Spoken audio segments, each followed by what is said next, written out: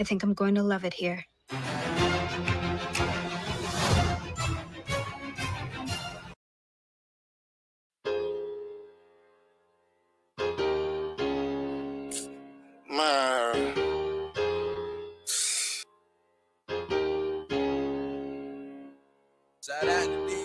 Tired of going through it, tired of going through it with you. Tired of going through it, tired of all the pain. Tired of going through it, tired of going through it with you. Tired of going through it. I'm sick and tired of arguing. I wanna tell you that I'm leaving. I could just say you love a man and turn around and mistreat him. Leaving. I'm sick and tired of arguing. I wanna tell you that I'm leaving. I could just say you love a man and turn around and mistreat him. Leaving. I could just say you love me, think you love me, then turn around and act ugly like you don't trust me, then say fuck me. Try to talk and now she holler, don't touch me. Try to ask a good question, now she huffing and puffing. Like baby, I ain't getting nothing. She roll her eyes like him, I know you still outside thugging. You not worrying my husband, cause I need gifts and trips and buy me roses by the dozen. Like diamonds and pearls and trips with my girls. Only thing you give is deep dive with the swirl. And I can't lie, boy, your loving is good. How you gon' wanna get rich, but you won't leave your hood? You're scared of greatness, I'm tired of basic, I can't take it. Every time your phone ring, it's another demonstration. I can't take this pain no more. I'm sick and tired of arguing, I wanna tell you that I'm leaving. I could just say you love a man and turn around and mistreat him. Leaving. I'm sick and tired of arguing, I wanna tell you that I'm leaving. I could just say you love a man and turn around and mistreat him. Leaving. Oh, you pointing fingers now like you ain't got no flaws. I was sitting home waiting, you was dodging calls. Niggas checking for me daily, I was dodging balls. Loyalty cause you my baby, nigga, knock it off. If you wanna leave, then gonna leave. That's not a friend to me. Cause see, you always start a problem, wanna solve it. That's your recipe. But not this time. Leave your keys, get your kids, and get your shit. Make it quick, 1, 2 steps, like Sierra in this bitch. See, you wanted a housewife, and you want the street life. I can do math, baby, that just don't math right. Niggas say add right, chill with all that extra hype. This is not Nintendo, you do not get an extra life. You bout to need an extra right, cause this one done had it. This love's a stick shift, I need that automatic. Arguing, get your stuff and just leave it. Okay, Nina. Tell me that you love me, baby, I don't see it. If you really tired of arguing, get your stuff and just leave it. You tell me that you love me, baby, I don't see it. It's the goose to you. Hold on. Let me do this right. It's the goose to you. Haha. Mr. Goose to you. And I'm bringing, y'all know what I'm bringing. I'm bringing is boxing. Is boxing to you. What it do? What it do? Oh, shit coming through. He then came and slid through with his guy. I got my co-host for the hour. It's just us two for the hour. It's my guy, Killa Cam, a.k.a. we are the Dudley Boyz, and we are It's Boxing to You. What up, Killa Cam? What up, Killa Cam? Goose, get the tables. Man, I got the tables. What's going on, man? What's the deal, man? Hey, we got a lunch edition. We're going to start calling this the Lefthook lunch edition. Thanks to my check guy, left Killa hook, baby. Then check left hook. We're going to check hook, bro. Man, bro, can we say that this week was a good week for us? Bro, it's been quite an eventful week, to say the least. Quite an eventful week. Shout out. I got to give a shout out and a big one love to my little bro, E Thriller, the Black PICASSO. Yes, sir. One love, my guy, E Thriller. With his words. Man, Thriller, man. One love to you if you're watching this, man. If you watch the playback, man, all we can do, me and Kim, only thing we gonna do is give you straight love, bro. One love. Cause you know, bro, without you, my nigga, it wouldn't be his boxing you. Cause you and B Mac put that fire up under me, bro. And E Thriller's the one. Gooch, what the hell are you doing? So with that being said, shout out to E Thriller, the man who got the best boxing series on YouTube, the 19 parts of Why Earl Spencer's ducking Terrence Bud Crawford. Ooh. Man, Ooh. shout out to the chats. You in the chat, shout out to y'all, man. Just a guy, Lance Puma Skills, that just stepped in. One love to you, my guys. 402, stand the fuck up. DMV, stand the fuck up. We in this bitch today. Y'all about to hear us cook a little bit. We trying to do a lunchtime special for the Midwest. Next week we'll probably do it for the East Coast. I was trying to do it for the East Coast, but I got to doing some shit with me and Kim gonna be cooking on. So I got wrapped up in my shit, so I had to delay an hour. But with that being said, Kim. Yes, sir. Cam. I fucked up, Cam. You see, I had to call Cam earlier. Cam, no, I fucked up. I was supposed to have Cam clip, but me and Cam has a little problem we're gonna take care of later on tonight, hopefully. But I'm gonna talk on it a little bit in a second. So, Cam, I didn't get your clip, the one I wanted, of you explaining yourself. So once again, before I go into what's really being said, to where we can put the cherry on top, can you explain to the people what we was going through in the last couple of weeks of why everybody's saying Cam was propaganda? They said Cam was lying. Bro, they called me a liar. They said I was cat. They said I didn't know what I was talking about. They said I was reaching. They told me I just be talking to make myself sound more intelligent than I really am. I don't know nothing. I just be talking. I just be saying anything. Yes, sir. But then when it comes back, then I wasn't lying. Yes, sir. When it comes out that I was really telling the truth. Yes, sir. When it comes out, I really knew what I was talking about. Yes, sir. Oh my God. Oh my God. They get shuffling like cards, man. No, they ain't even shuffling yet because they don't know they don't know that we about to bring it all out. They don't know that.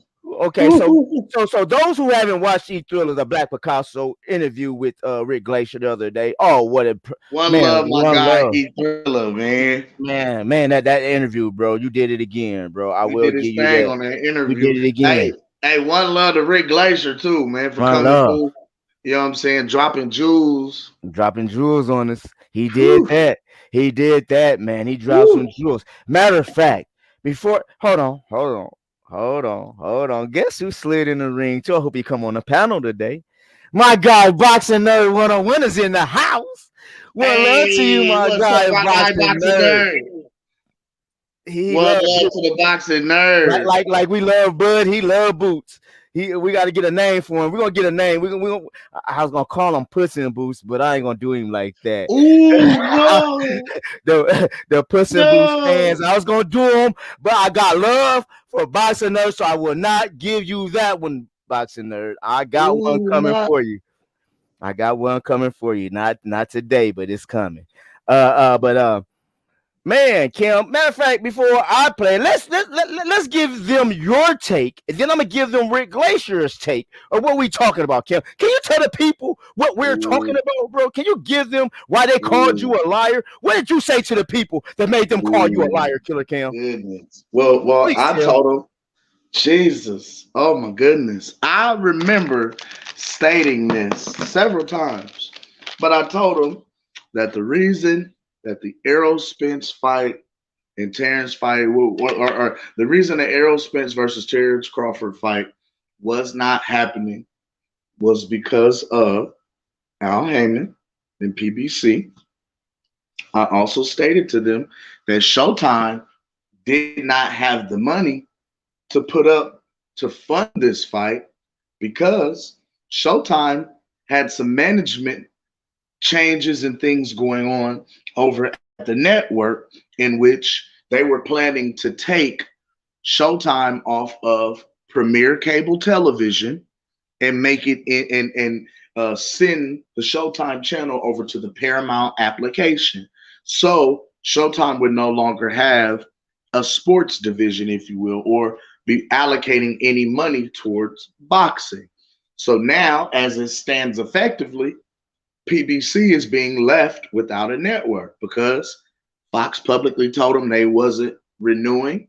And now Showtime might be headed out the door as well. So they don't have a network, which if you're looking for an active or a better network deal, you want as many active champions on your roster as possible. And right now, Terrence Crawford is bad for business for PBC because he literally stands in position to make history 2 different times, snatch undisputed in 2 different divisions, and he is not signed to Al Heyman. Right now, PBC owns 7 out of 8 belts in 2 different weight divisions.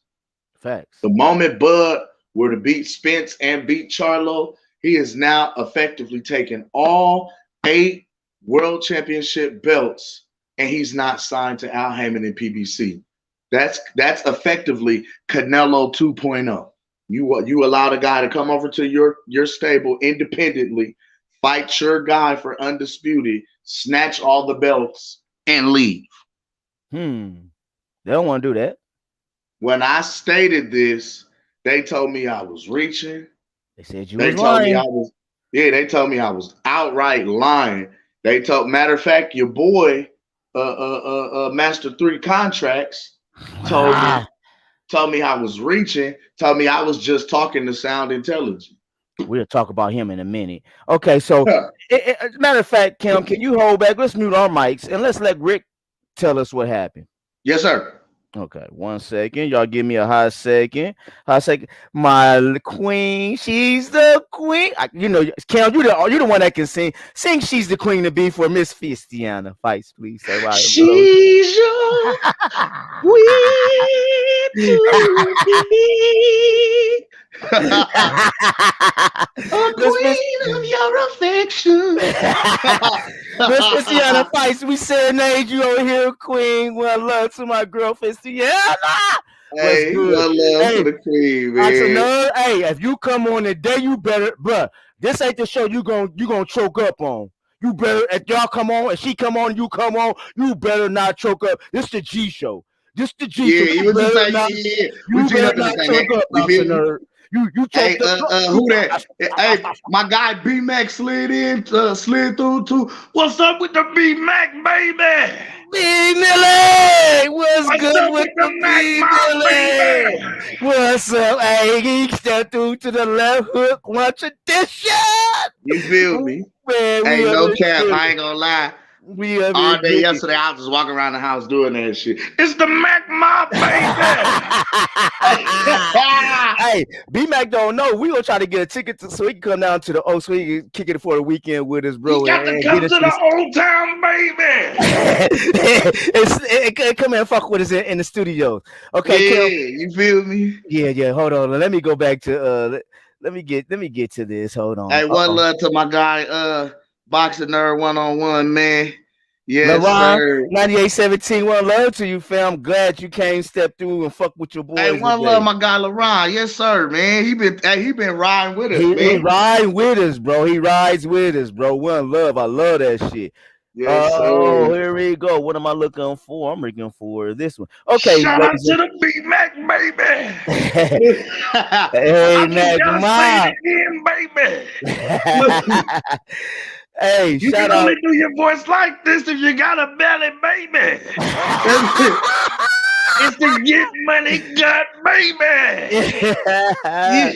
Yes, sir. Yes, sir. Okay. Shout out to my guy Ethel and Stephen Brimley for this great interview. But Rick Glaser put the cherry on top of what my guy Killa Cam been slamming niggas through the tables, and they been saying time out. That's not fair. That's a lie. That's not facts. Well, let's say the white guy said it. I'm sorry to say it like that, but we got to hear the other guy say it. I'm not being racist, but I'm just saying how it goes. Y'all don't listen to us, ghetto kids. So we got to listen. We got to let another guy tell y'all what my guy's been saying. So hold up. Here I go. I'm not racist. I am not racist. I swear to God, I'm not. I got a lot of white friends. I'm so stupid. Yeah, I'm so stupid. he wilding. Okay. White America, don't Everything listen they to do Gooch. is a colossal failure. Hold on. Okay, and it's just Can I hear it? Showtime's had enough, and I don't mean Espinosa because that's Heyman's pet. Okay, but his bosses have I had don't enough. own it. Oh, time out. Hold on. I don't know if boxing's going to be on. Showtime will. I don't own the rights. Oh shit, I fucked up a little bit. I don't own the rights to this. I do apologize, but my little bro do. He still own the rights to this, but I don't own the rights to this, and I am fucking up you guys just a little bit. But come on, Rick. Let's get back to Rick. I just had to put that what's your name in though, that disclosure in there. I don't own the rights. This is for educational purposes only. And this is just to really show you guys what my guy was talking about. 1 second, hold on, let me get it back.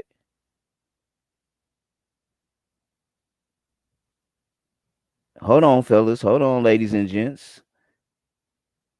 Cam, did I lose you? You better get the audio, baby. Okay, I'm about to get it back on. Hold on. Kel, cook for me for a hot second while I get this together. I fucked up. All I'm saying is this. Look here, man. Say, man, hey, man. Y'all know who it is. Y'all know what's going on. Y'all know what time it is. Check this out. All I want to know is how come we as brothers and sisters, how come when the brother man tell you what's going on, we don't believe it. We are skeptical of when the brother man speaks to us. However, when the other man comes in and tells you exactly what the brother man told you, you follow along crisp and precisely. His word is held in a higher esteem than your fellow brethren. I am confused. Yeah. You know, this is a pro-African American show. We love everybody on this show. We love everybody on this boxing team. But however, you know, I just want to talk to the brother man for a second. You know, the brothers and sisters who look like me. Amen and amen. And as I speak to you this afternoon, I just want to say that you haven't been showing unity. You've been abusing the brother man. You've been abusing the brother man. But you still believe the words of the other man. All I want to say, man, is I hate saying I told you so, but damn. Goose, did I tell him? Bro. Goose, did I tell him? What did I tell you? I was like, bro, I think somebody solidified what you've been saying, bro. Matter of fact, let's hear it go. Can y'all hear me? Everybody, can y'all hear me? Crispy. Okay, I'm crispy. Okay, let me do this one thing too. I do not own the rights to this. My little bro do. I don't, but little bro do. And this is an interview with him and Stephen Brimley. Shout out to him, man. Hold on. Hey, one love to my guy, the unbiased fan, Mr. Stephen Brimley, too, man. Hey, real talk, y'all fellas did y'all thing on that interview, man. Your boys over there working for real. Yes, sir. They has. Okay, so here's the interview. We're gonna get let's try to get hold on, wrong one. Let's get Rick to talking. Can y'all hear it? Let me see. Okay. Can I hear it? But his bosses have had enough. Can you hear it, Kim? I don't know if boxing's going to be on. Can y'all hear it? Oh yeah, you crispy, G. Okay. Showtime will not be a premium network anymore. It'll be an app. It'll be streaming. Whether I can't see new corporate guys at Paramount, which will fall into the Paramount Plus wing. I can't believe that they would ever put on multi-million-dollar boxing shows when they don't have to. Okay, and what I mean by they don't have to is that they could do a 500,000 with the ratings they do. They could do 500,000 homes. Okay, $500,000 shows. Okay. On Showtime and get those horrible ratings that they get from between 175,000 and 325,000. Okay, it doesn't take multi-million-dollar shows to do bad ratings. They can do bad ratings with $500,000 shows. Okay, they can do bad ratings with $100,000 showbox shows. Yeah. Okay, because they're not. The problem with Showtime is they're not regular Showtime now, prescription Showtime. They're not attracting general sports fans to their fights. ESPN, it's attracting general sports fans because it's not a premium network. It's on basic cable, ESPN Plus, and ESPN Deportes. So what you're doing is you're limiting the amount of people that are watching because they have to subscribe to Showtime at I believe $14.95 a month. I believe it is. I'm not sure. But they're not getting that general sports fan. And ESPN is attracting those type of fans, the general sports fan. That's why as soon as the Heisman's over, they put boxing on. So you get a good feed off the Heisman. And that's how they're doing a lot of their programming. You know, right after a basketball game, a college basketball game, a college football game. And that's how they're doing a lot of their boxing. And Showtime's not, they're not doing MMA. Some science fiction or some love story to boxing. Okay, and expect this. You're right. Right. There's no correlation. Right. Yep. Right. It would be. Put it this way to you. Mm-hmm. Okay.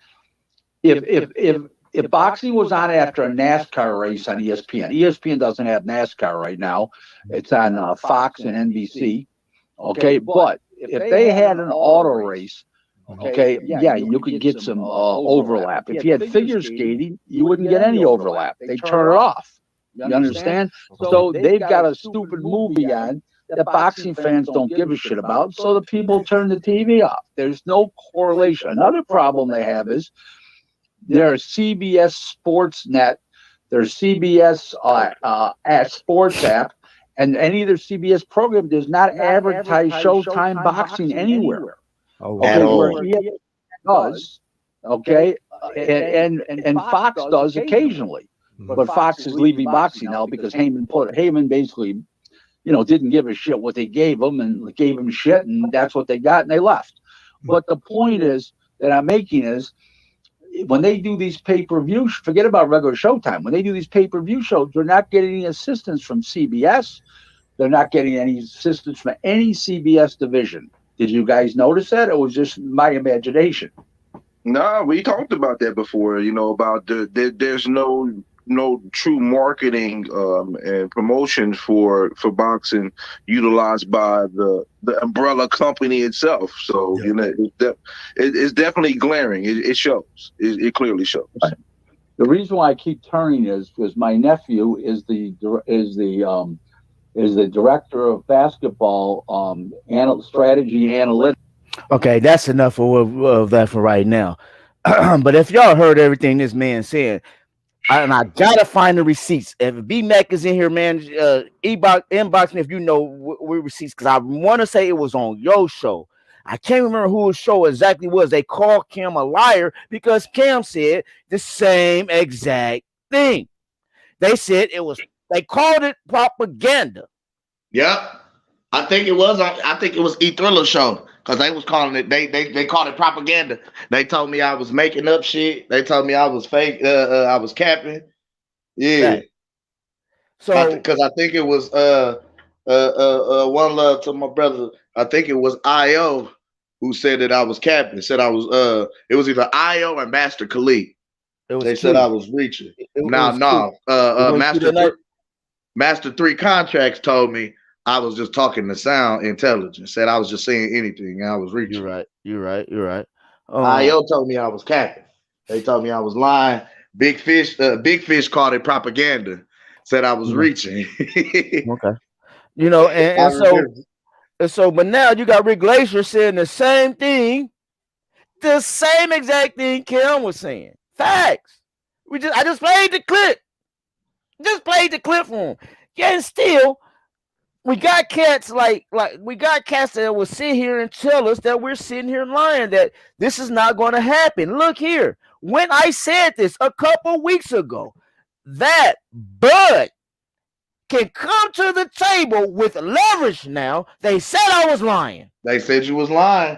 Ooh. Let's talk about it. Now, hold on. Now remember, speaking of which, and remember when I said, hey, what if Bud versus Avanesian is a success? It does successful numbers with PBC needing and vying for a better network deal.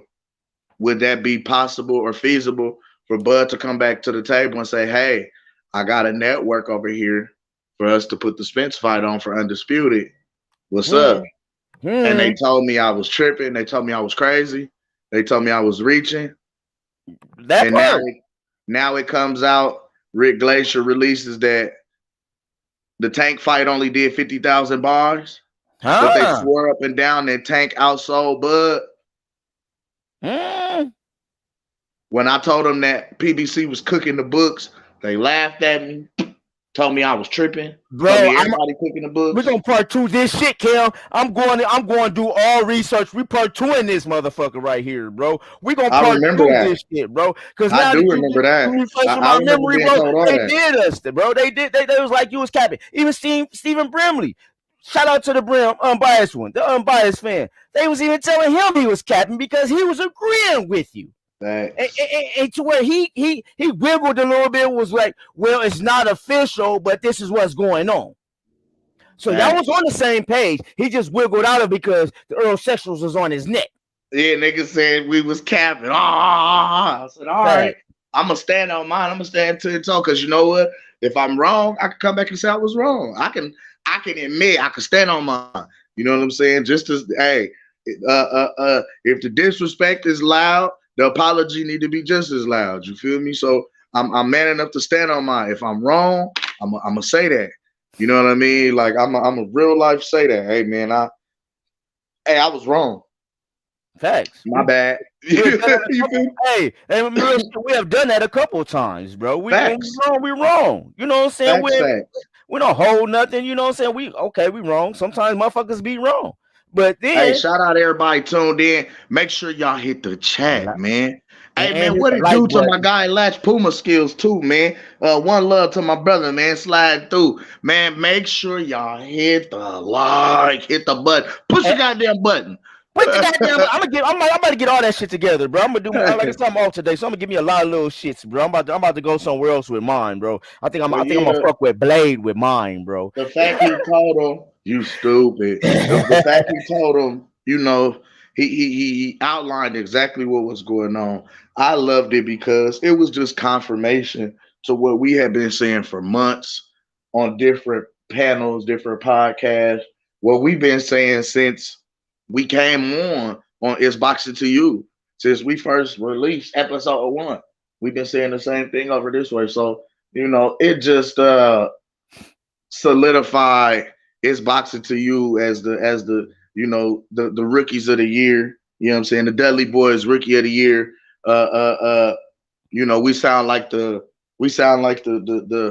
sage, the guru, the oracle. Man, bro, we sound like the boxing oracle right now.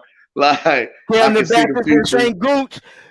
Get your tables. Cam the Baptist and St. Gooch. We out here prophesying to the people. Prophesying to the people. We prophesying to the people, man. Speaking the future, watching it come into existence like the oracle, man. Yeah. That's what we doing. I told you. Ooh, come see the witch doctor. We gonna tell you the future, baby. Yes, sir. Matter of fact, let's get on Earl. All right, let me see if I can find this real quick. Okay, so y'all do know both boxers are out the country. They both out the country now. And Earl out the country too. Earl gone? Earl's in Brazil. Ooh. That's in Thailand.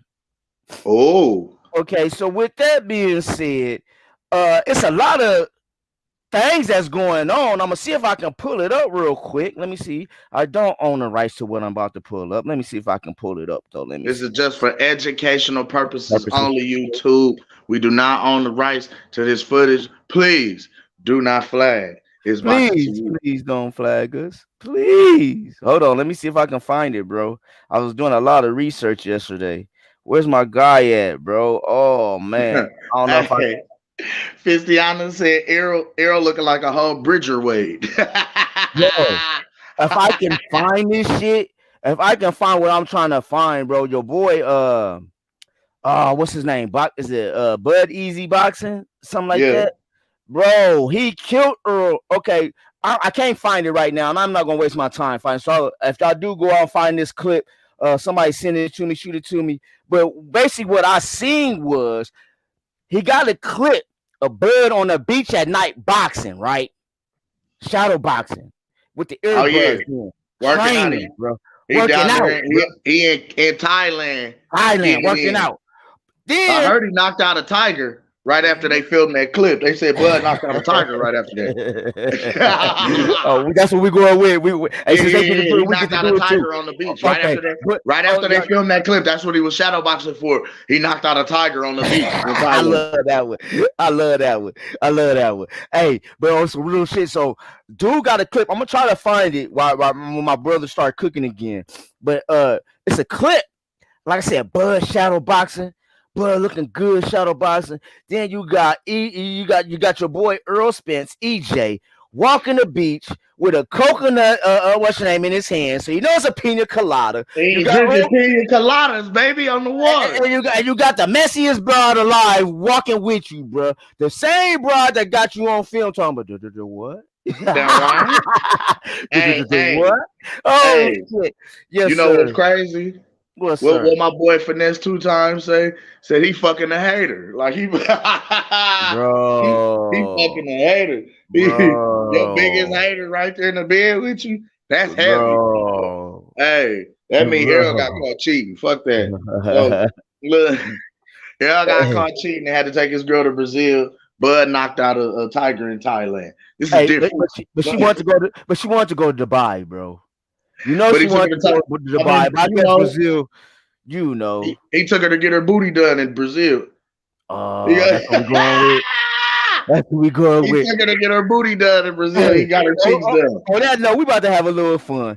It's lunchtime. It's lunchtime. I'm open the chats up. I'm open the open panel. I'm going open panel right now. We having fun right now. I like that narrative. Who want to join the Dudley Boyz and slide in the ring with us? To get his girl booty done, and I would love if an Earl sexual is in the house. They ain't slide in the ring. A stand up. Slide in the ring. Is that a heart? Is it a heart in the house? Stand up. Hey, okay, so I'm about to switch. Now that I'm talking about Earl sexual. Uh-oh. I'm not gonna call him an Earl sexual because he's like a day one to me. But he is one of the biggest Earl Spence fans I know. He's one of them because he is a Wright brother. And he is one and only, the general, not the big fish from PBC, but from the UTBC. It got the big fish. What up, my guy? Ah, shit. What love to the big fish, baby? Gooch, get the fucking table. He want to slam me through. He trying to slam me through, okay? He trying to put you through the table, Gooch. I can't let him go, man. Rick Cam, what's up, man? What's the deal, baby?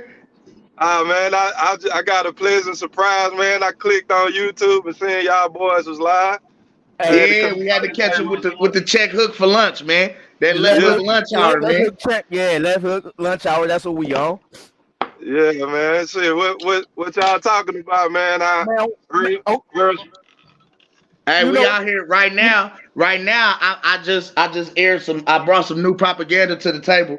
You know, we was looking for a clip. My guy Bud is out there in Thailand. They had a clip of him on the beach working out, shadow boxing late at night. You know what I'm saying? Getting that work in on the beach. Now I heard he knocked out a tiger on the beach right after they turned the camera off on that clip. They said he knocked out a tiger right there. You know what I'm saying? But they said your man's Errol went to Brazil. He down in Brazil right now. I heard he was getting his girl booty done down there. So I was just trying to see. We're bringing the propaganda. We're bringing the propaganda today, you know I'm bringing it. We clickbaiting. Hey, I think your boy Terrence Crawford want that Manny Pacquiao fight finally. He feel it's a safe fight to take. He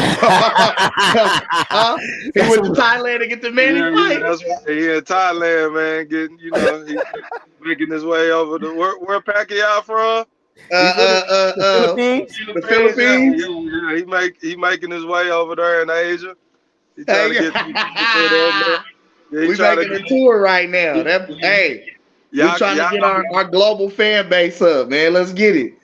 All I'm gonna hear y'all saying next is 20 million, Terrence Crawford.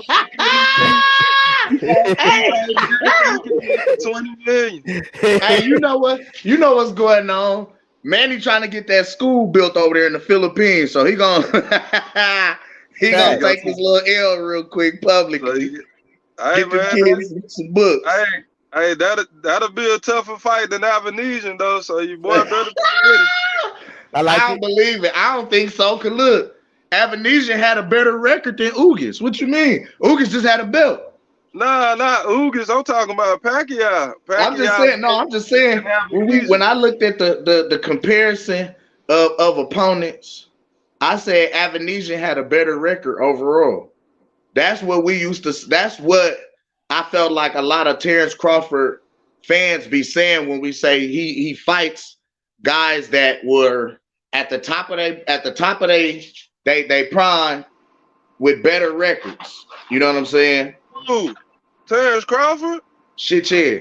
He's fought more undefeated. He's fought more undefeated fighters. In comparison to Earl Spence, you yes, said sir.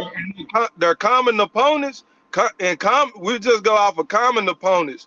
Earl Spence has fought the fresher, younger fighters. If we talking about Kell Brook and Sean Porter. Now, the one fighter that I could give, I'll say Kell Brook, okay. But even Kell was a beaten fighter. Kell was beaten already. But it was like he came back. He was still a big name in welterweight, and he was a champion.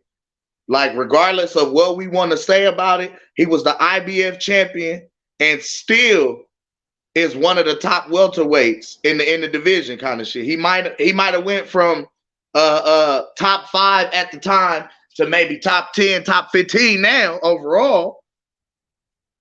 But given his body of work, it's hard to deny. You've always heard Kell Brook mentioned with the top welterweight since he's been in the division. And that was at the beginning of his career and all throughout. So it was like to have his name on your resume as a victory is still gonna look good because of the body of work that he was able to kind of put together throughout his career. That's gonna be a good look. But it's like we try to move the goalpost for one. If he's a broken fighter when Bud fought him, he was a broken fighter when Errol fought him because his face had been broken prior to Errol fighting. Errol broke the other side. You know what I'm saying? I can agree with that. So what I'm saying, he was even worse when Terrence Crawford fought him. So he was worse for wear. Yeah, he was already. Yeah. He was on a 3-fight win streak, a 3 knockout win streak after having his face broke twice. He had the same surgery RoboCop had, man. That's So you said they built the bigger, faster, and stronger. Yeah, they built them weaker, softer, and everything. Yeah, that was not a new challenge for Terrence Crawford, man. When he fought him. He put up a good fight, but what I think Terrence Crawford does the best thing that he do is that he started off orthodox and he pumped that jab out there, get him used to that certain look. Then he flipped that switch, and then the Kell Brook didn't take his time when Crawford switched stances, and he ran into that shot. If he would have just took his time, like, okay, this dude doing this bullshit ass switch shit that he always do, let him come to me instead of me keep going forward. If you notice though, when he switches, it neutralizes the jab, and that's where I feel like a lot of guys do their best work is off of their jab because the jab sets up everything. So it's like if you got a guy that's got a good decent jab, he sets up all of his work off of this jab. Well, what happens when I take that jab away from you now? So how you gonna get to the rest of that good work that you give out if you can't come off of this setup? You understand what I'm saying? You feel me? So it's like, what are you gonna do? How do you adjust to that? That's a chess move. You know what I mean? That's a chess match now. Now I gotta find a way to throw something else to get you up off of me so I can at least be able to go back here. You feel me? Like, but Terrence Crawford is a chess master that's been playing nothing but checker opponents. I can't say that. That's not a fair assessment. How? That's not fair. Who? To give That's me not fair. Name a Hall of Famer that he's fought, Cam. You said name a Hall of Famer? Yeah. Sean Porter going. Oh my.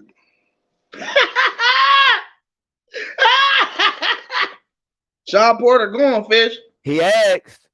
He said name Sean Porter is going, bro. Will he go MC a ceremony or something? Sean Porter got the best resume at welterweight, hands down. How? It's a collection of losses. That's true, but they're going to say he's fought everybody. He's a rugged, tough fighter. He's a great guy. He's a company man. He's a professional. And he has fought damn near everybody. They put him in there. He has fought damn near everybody, They're bro. going to, I would have said before that, I probably would have potentially gave you Postal, but Postal hasn't put together a body of work since coming back after losing the bud that would dictate and make one believe that. Because I ain't gonna lie, Postal was knocking fools out, and he was putting together good work. When he stopped Matisse, he instantly became the boogeyman at 140 because Matisse was knocking everybody out. Hey, the boxing encyclopedia mosquito spray, he used to always tell me about Postal was this boogeyman and everybody was afraid to fight him and he knocking cats out. Man, I looked at his damn KO percentage, which is a stat. His shit is like in the fit. I don't even think his KO percentage is over 50% in his career. So how was he this devastating puncher with a because of the technique and the style, his unorthodox style? When he knocked out Matisse, it was like, oh my God. Nobody was dealing with Matisse at the time. Like it was like nobody, because Matisse was on the tear. He was knocking fools out and he was coming straight forward on some pit bull type ish. You feel what I'm saying? So it was like when people saw Postal stop Matisse at the height of Matisse's dominance at 140, bro, it was like this man got hands of stone. And he really, in my mind, he didn't. But it was more highly touted. But I felt it was more the styles. Styles make fights. But I felt as though, and like I always said, the media was the one who always painted this picture and this narrative going into these fights. So all we got was the naysayers and the downside of the media talking about, yet again, this was going to be another 50-50 fight for Bud. Postal just knocked out Matisse. He has an unorthodox style. He's tall, long, and lanky, and he's taller than Bud. And this is going to be one of Terrence Crawford's most difficult fights and one of his biggest opponents. And Bud goes out here and beats this man all around the ring and slams him all over the place. And like now we looking like, well, what happened to all of that? Like, was that just media conjecture? Yeah, you feel me? Was that just to sell the fight and make me tune in? Yeah, there you go. You answered your own question. They were selling the damn fight. But now, okay, hold on, I gotta switch it up. I want to switch it up a little bit, Cam, on Big Fish. Big Fish, I got you on our show today right now. Y'all said, and I'll quote unquote, you and a couple of right brothers has called my brother Cam a liar. Y'all said he was bringing propaganda to the table. And then we listened and he was reaching, but we listened to Rick Glaser, and Rick Glaser said the same shit my nigga Killa Cam was saying about Showtime. So, can you? I know you watched the show last night. I know you watched the interview. What's the difference between what Rick Glaser said and what Cam said? I'm waiting. I'll wait. Be specific.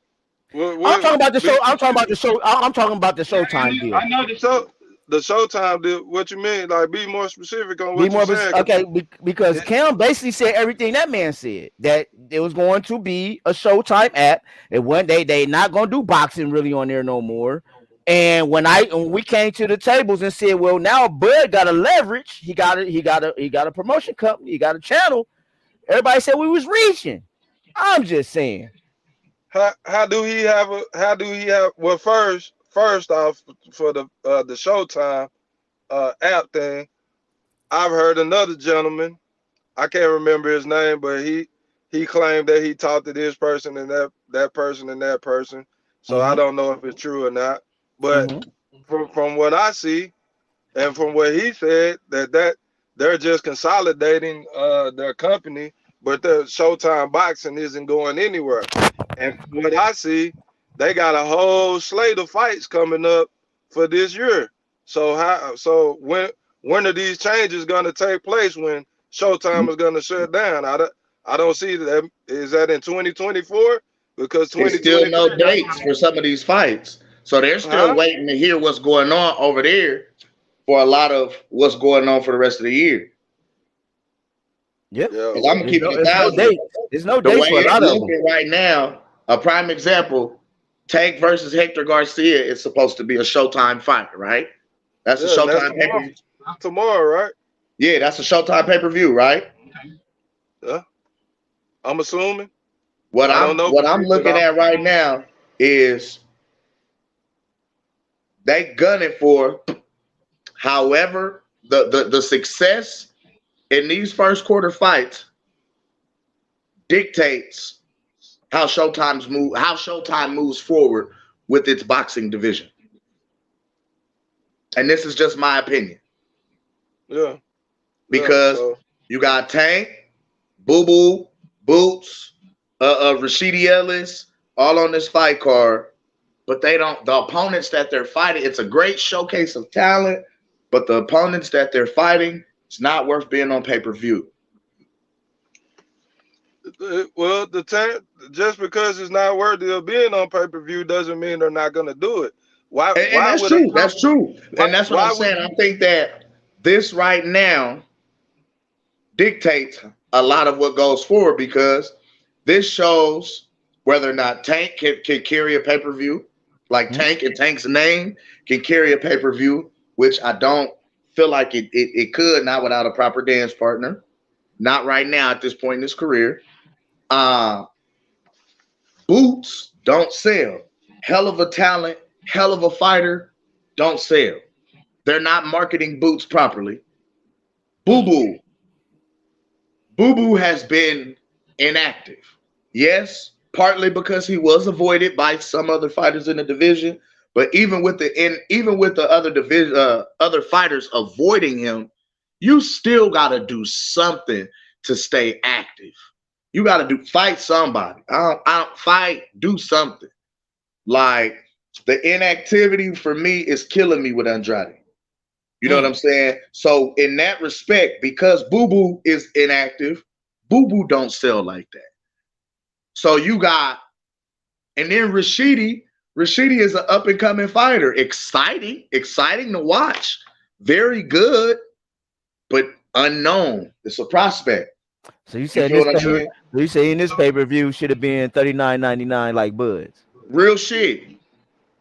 This pay-per-view should have been $39.90. And really, no. This pay-per-view should have been on regular ass Showtime. So Cam, this is my position for a long time. Floyd Mayweather and Manny Pacquiao ruined pay-per-view for boxing, for the rest of boxing, for the future. Nobody's ever prior to that. I say even before that, but you're right. So me saying that is that everybody's numbers are gonna be on the decline. You know, like here going forward. Since then, everybody So if you're doing 200,000, 300,000, even 5, that's like doing 2.5 million, you know, in this climate with the privacy. So speaking on Rick Glaser, a question was asked to him about do you ever see another pay-per-view star, you know, ever again, like a Floyd Mayweather, Manny Pacquiao? And he said something to the effect of that they have to be built on mainstream television like ESPN or, you know, Fox, a major network first, then you bring them along to being a pay-per-view star. So, but I don't think there ever will be one because of the Fire Stick. But one thing I did, what PLK did do, they prevented me from streaming that fight against Terrence Crawford. And if it wasn't for my little brother sharing his password with me, I probably wouldn't have got to see the fight because I wasn't gonna pay for that shit no matter what. But I got to see the fight, but it wasn't streamed on my part. So to piggyback what you're saying on that, Big Fish, what you're saying is, and I can definitely agree with that for sure. So now, do you see the difference in how both sides attempted to go about building up the fighters different ways? Like a prime example, Top Rank, Rick pretty much put out there how Top Rank was doing its boxing to try and procure the numbers and build a star one way, and it wasn't happening necessarily the fastest. Whereas I felt like PBC was doing a little better job of marketing its champions and its fighters because of where they were putting freaking posters and commercials in densely populated areas so everybody could see it, and they made it look like a spectacle to where you wanted to tune in. You know what I mean? They gave you more bells and whistles with their promotion, with their productions. You feel what I'm saying? Like then to me, Top Rank. So in that respect, it looked like Top Rank was trying to build Bud one way, PBC was trying to build Spence another way. The issue came in when it was time to view both of these fighters in the ring. If they didn't have another dance partner with an equally big or bigger following, only hardcore fight fans would know who they are. Only hardcore fight fans would tune in. Now, I do feel like PBC did a better job of marketing to get casuals to tune in and buy than Top Rank did. I agree wholeheartedly. But can y'all kind of see where they attempted to take Bud, put him on a mainstream television, which they really could have did more with Bud over at Top Rank and ESPN. Bud should have been on every ESPN channel that ESPN had, from ESPN 1, ESPN 2, ESPN Deportes. You feel what I'm saying? He should have been on. Yeah, he should have been on Fox. I mean, not Fox, but ABC Sports. You know what I'm saying? Like all of that, right? Cam. Huh? So me and you agree on one thing for sure about Bud Crawford's career. I believe you said that you felt he shouldn't have re-signed. What was that in 2018? Correct? In 2018 with Top Rank, I felt like that because I had the same issue with how I felt like they were marketing Bud as opposed to what I saw they were doing with Spence over at PBC. So let me get this out real quick. Okay, so Terrence Crawford, in my opinion, is proven. Terrence Crawford has never been the most important boxer, and this isn't a slight. Don't take this as a diss. This is just what I see, and y'all can correct me if I'm wrong. Manny Pac during Terrence Crawford's career tenure at Top Rank, he for at least 2 or 3, 4 years there, he has been considered top 3 pound for pound, if not number 1 pound for pound for a good portion of his time. Yet and still, Manny Pacquiao has been prioritized over him. Andre Ward, Lomachenko, Teofimo jumped over him. Yeah, and Tyson Fury. Tyson Fury. So therefore, that's why I had a problem with him re-signing with him. And the only thing that I could come up with is the reason why that he would stay there is because of the safe money that he was getting. So And I wouldn't even, with, I don't want to call it safe, but it's like, I get what you're saying. It's you getting for sure payment for show money over here, and it's coming out to be more than what they're showing that we're making over here. Because remember, he said, "Hey, I got homies that fight for Top Rank. I got real life friends that fight. I mean, for PBC. So it's like they're telling me what's going on over on their side of the street. Like, hey, if you getting for show money, guaranteed money up front, and you getting how much you getting, keep getting that. Stay your black ass over there. Don't bring your ass over here, because they telling us we gonna get one thing, and then they come out, we don't get that, we get less. You know what I'm saying? Cam. And then the back end money that they talk about, we don't see that back end money for 6 months to a year. So if you getting upfront money guaranteed, and it's more than the 1-2 million that we getting over here, 500,000 that we get, nigga, keep getting that 6, 8, 7, 4, 5, however many million that you getting, okay, and get Cam, it up front. So I agree with you on that. So this is where I have a problem with him, though. This is where the problem come in at. You can't have both.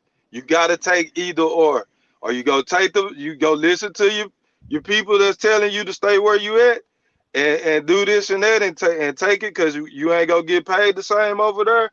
So if that's the case, you can't be in the public talking about, hey, they won't fight me, this and that, knowing that you know why they ain't fighting you, because of the political red tape between the companies. So that's why But I call it. I can't say it's, but that's not a fair assessment, Big Fish, for the political red tape between the companies, when we've had other cross promotions between the two companies before already. That is, it's a whole everybody want to point to the Tyson Fury and Deontay Wilder thing. Well, even prior to that, I'm talking just with Bud. I mean, just with Bud. Bud has fought other PBC fighters and even fought them for and was fighting them for a title. But the one thing is, like, it's different when it comes to Errol, because Errol is one of the big names at PBC. He's one of the money makers at PBC. So it's like, basically, in a sense, and I hate to say this, but it's like right now we're trying to build and manufacture the next pay-per-view star, since Floyd and Manny left and Canelo is about on his way out. But we're trying to build the next pay-per-view star over here by manufacturing and putting this shit together. And right now, us fighting you it could possibly fuck up the manufacturing of what we're trying to build over here. That's how it's coming off to me. That's why we call Spence protected. This the difference between the Fury and Wilder situation and Terrence Crawford and Earl Spence. Wilder accepted his position. Fury accepted his position as the B-side initially going in. He was the clear-cut B-side. Your boy Terrence Crawford will not submit and accept that. Y'all say that he agreed to everything. This is the craziest philosophy I've ever heard. He agreed to everything, but they're not fighting. That's the contradiction. If you would agree me agreeing to all of the terms still doesn't set the fight in stone and set a date for us to fight. I can agree to everything that you say, and this is what I mean. Me agreeing to the proposal doesn't speak to the actual language that's in the contract. You feel what I'm saying? So now y'all can send me a proposal sheet, and on the proposal sheet can have everything that I want except for one potential piece of information. If I send that back to y'all and say, hey, y'all missing that piece of information, now that's considered a revision. It takes time for them to revise that and send back the revised copy of another proposal. So now, even if we go through that process back and forth and back, when I finally do agree to everything, now it's on PBC and Al Heyman to draw up an actual contract to send to me to actually sign. Now, what we've heard it to where they've gone all the way up in and into the week of the fight before guys have signed their contracts. But yet they did press tours and press runs and all this different type of stuff, but nobody signed. You understand what I'm saying? So this hollering, sign the contract, sign the contract, sign the contract, it is capped to me, because y'all still could have made this fight and guys were still gonna sign their name on the dotted line the week of the fight. The reason it screamed to me that he was bad for business with PBC is because, like I say, we just watched the same exact thing happen when Canelo Alvarez signed as an independent contractor and fought Caleb Plant for undisputed, took all the belts and left because he wasn't signed to PBC. So you had a guy come in who's not signed to you, fight your guy for all the belts, beat your guy, and then take him to another network altogether completely. The last thing you can afford to do if you're trying to get another network deal is lose damn near all of your belts, because Spence and Charlo got the majority of the belts that's held in PBC, and you want as many active champions as possible on your roster. You cannot afford to lose them 7-8 titles right now when the only other champions you got is Big Charlo, who else? Stephen Fulton. Like, you understand what I'm saying? It's only a limited number of champions at PBC. PBC has made the name. They built their stars up, so those belts, those stars don't need belts per se. In my opinion, the stars outside the belts, bro. They got Tank Davis, Earl Spence, Deontay Wilder, who else? The Charlos. They got big stars. Those guys. Okay. Now I'll give it to you that those guys have a name in the sport of boxing, but none of those guys can hold and sell a pay-per-view like if PBC wanted to really put on a showcase and do some historic numbers, they would have to come out with a boxing card where they got all of those guys showcased on there. You'd have to have a fight where you got Deontay Wilder, Errol Spence, both the Charlos, and Tank all fighting on the same card. Everybody gonna buy that card. Hold on, Kim. Hold on, Big Fish. Slid up into the ring is my guy, the boxing nerd, and Sugar J. I thought he was going to be in school. We had another episode for you, Sugar J, but you came in and slid with us. What's good, my guys? Before I say what's good, shout out. We got a big, huge shout out to my guy, OG Blizzard from Retro Boxing. OG Blood in the chats. He's in the chats, OG. One love to the OG, man. Bro. Thank you for blessing us, man. Before I let y'all get back to cooking, man, let's get our young guys in, man. We got the two of the youngest out the YouTube community. We got the boxing nerd and then our youngin, Sugar J. Boxing nerd braces, what you got to say, fam? Yo, what's good, guys? How you guys doing there? What's good? I'm chilling, man. You guys, Cam and Big Fish just spinning facts at each other, man. I didn't even want to say too much, y'all. I'll wait till the panel. You guys are killing it. Man, this is good shit, bro. I love this shit right here. We got good shit going on. We always appreciate you coming through, Boxing Nerd, for real, man. Yes, sir. And my bro Big Fish gonna slide in. I love when Big Fish because I know he coming with it. I know he gonna hit us in the head with a couple of chairs. You know what I'm saying? Hey, Boxing Nerd, and word on the streets is they said Fistiana sitting in the chats. Waiting for the smoke, just in case you was looking. We were cool. I thought we were okay. Oh, my bad. No, I was instigating. My bad. I was instigating. My bad. Because I was talking to her in the chat, and she was like, "Oh, General Big Fish, don't let me do you how I did boxing." There, I was just like, "Hold on."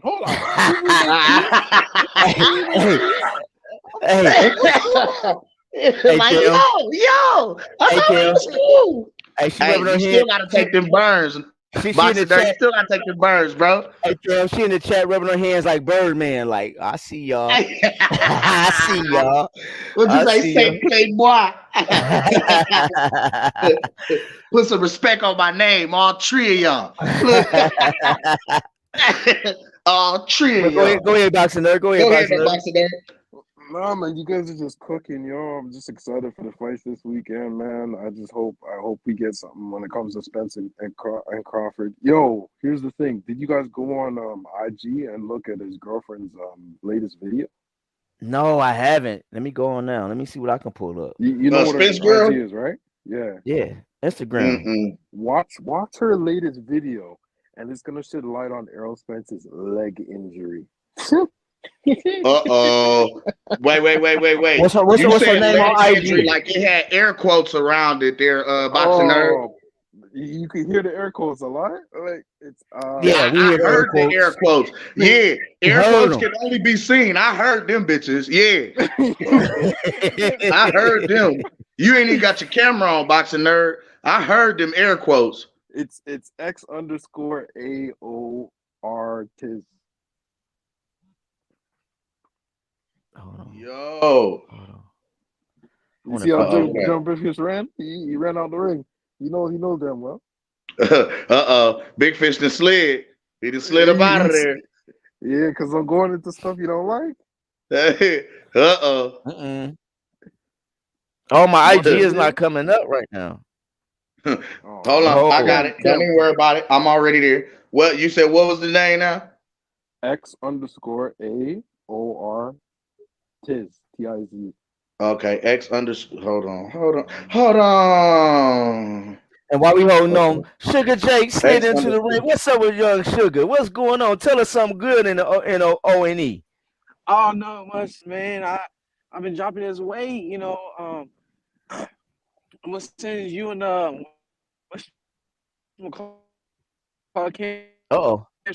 You must be at I've been school. working a lot with Bomag ever since he came back. You know, he's just on Saturdays. No, I'm not at school. I get out early. Yeah, okay. I'm just chilling out. Yeah. So okay, early outs. Let's go. Yeah, okay. Yeah. Hey, our young and smart and educated and athletic. Let's go. I get out. Hey, I get out at 1:30, and then other days I get out at 11, and I got out at 11 today. Okay. So I'm good, you know. And I seen y'all was cooking. I was like, all right. And I was hearing Cam and Big Fish, and I was like, like I wanted to hop in on the topic, you know.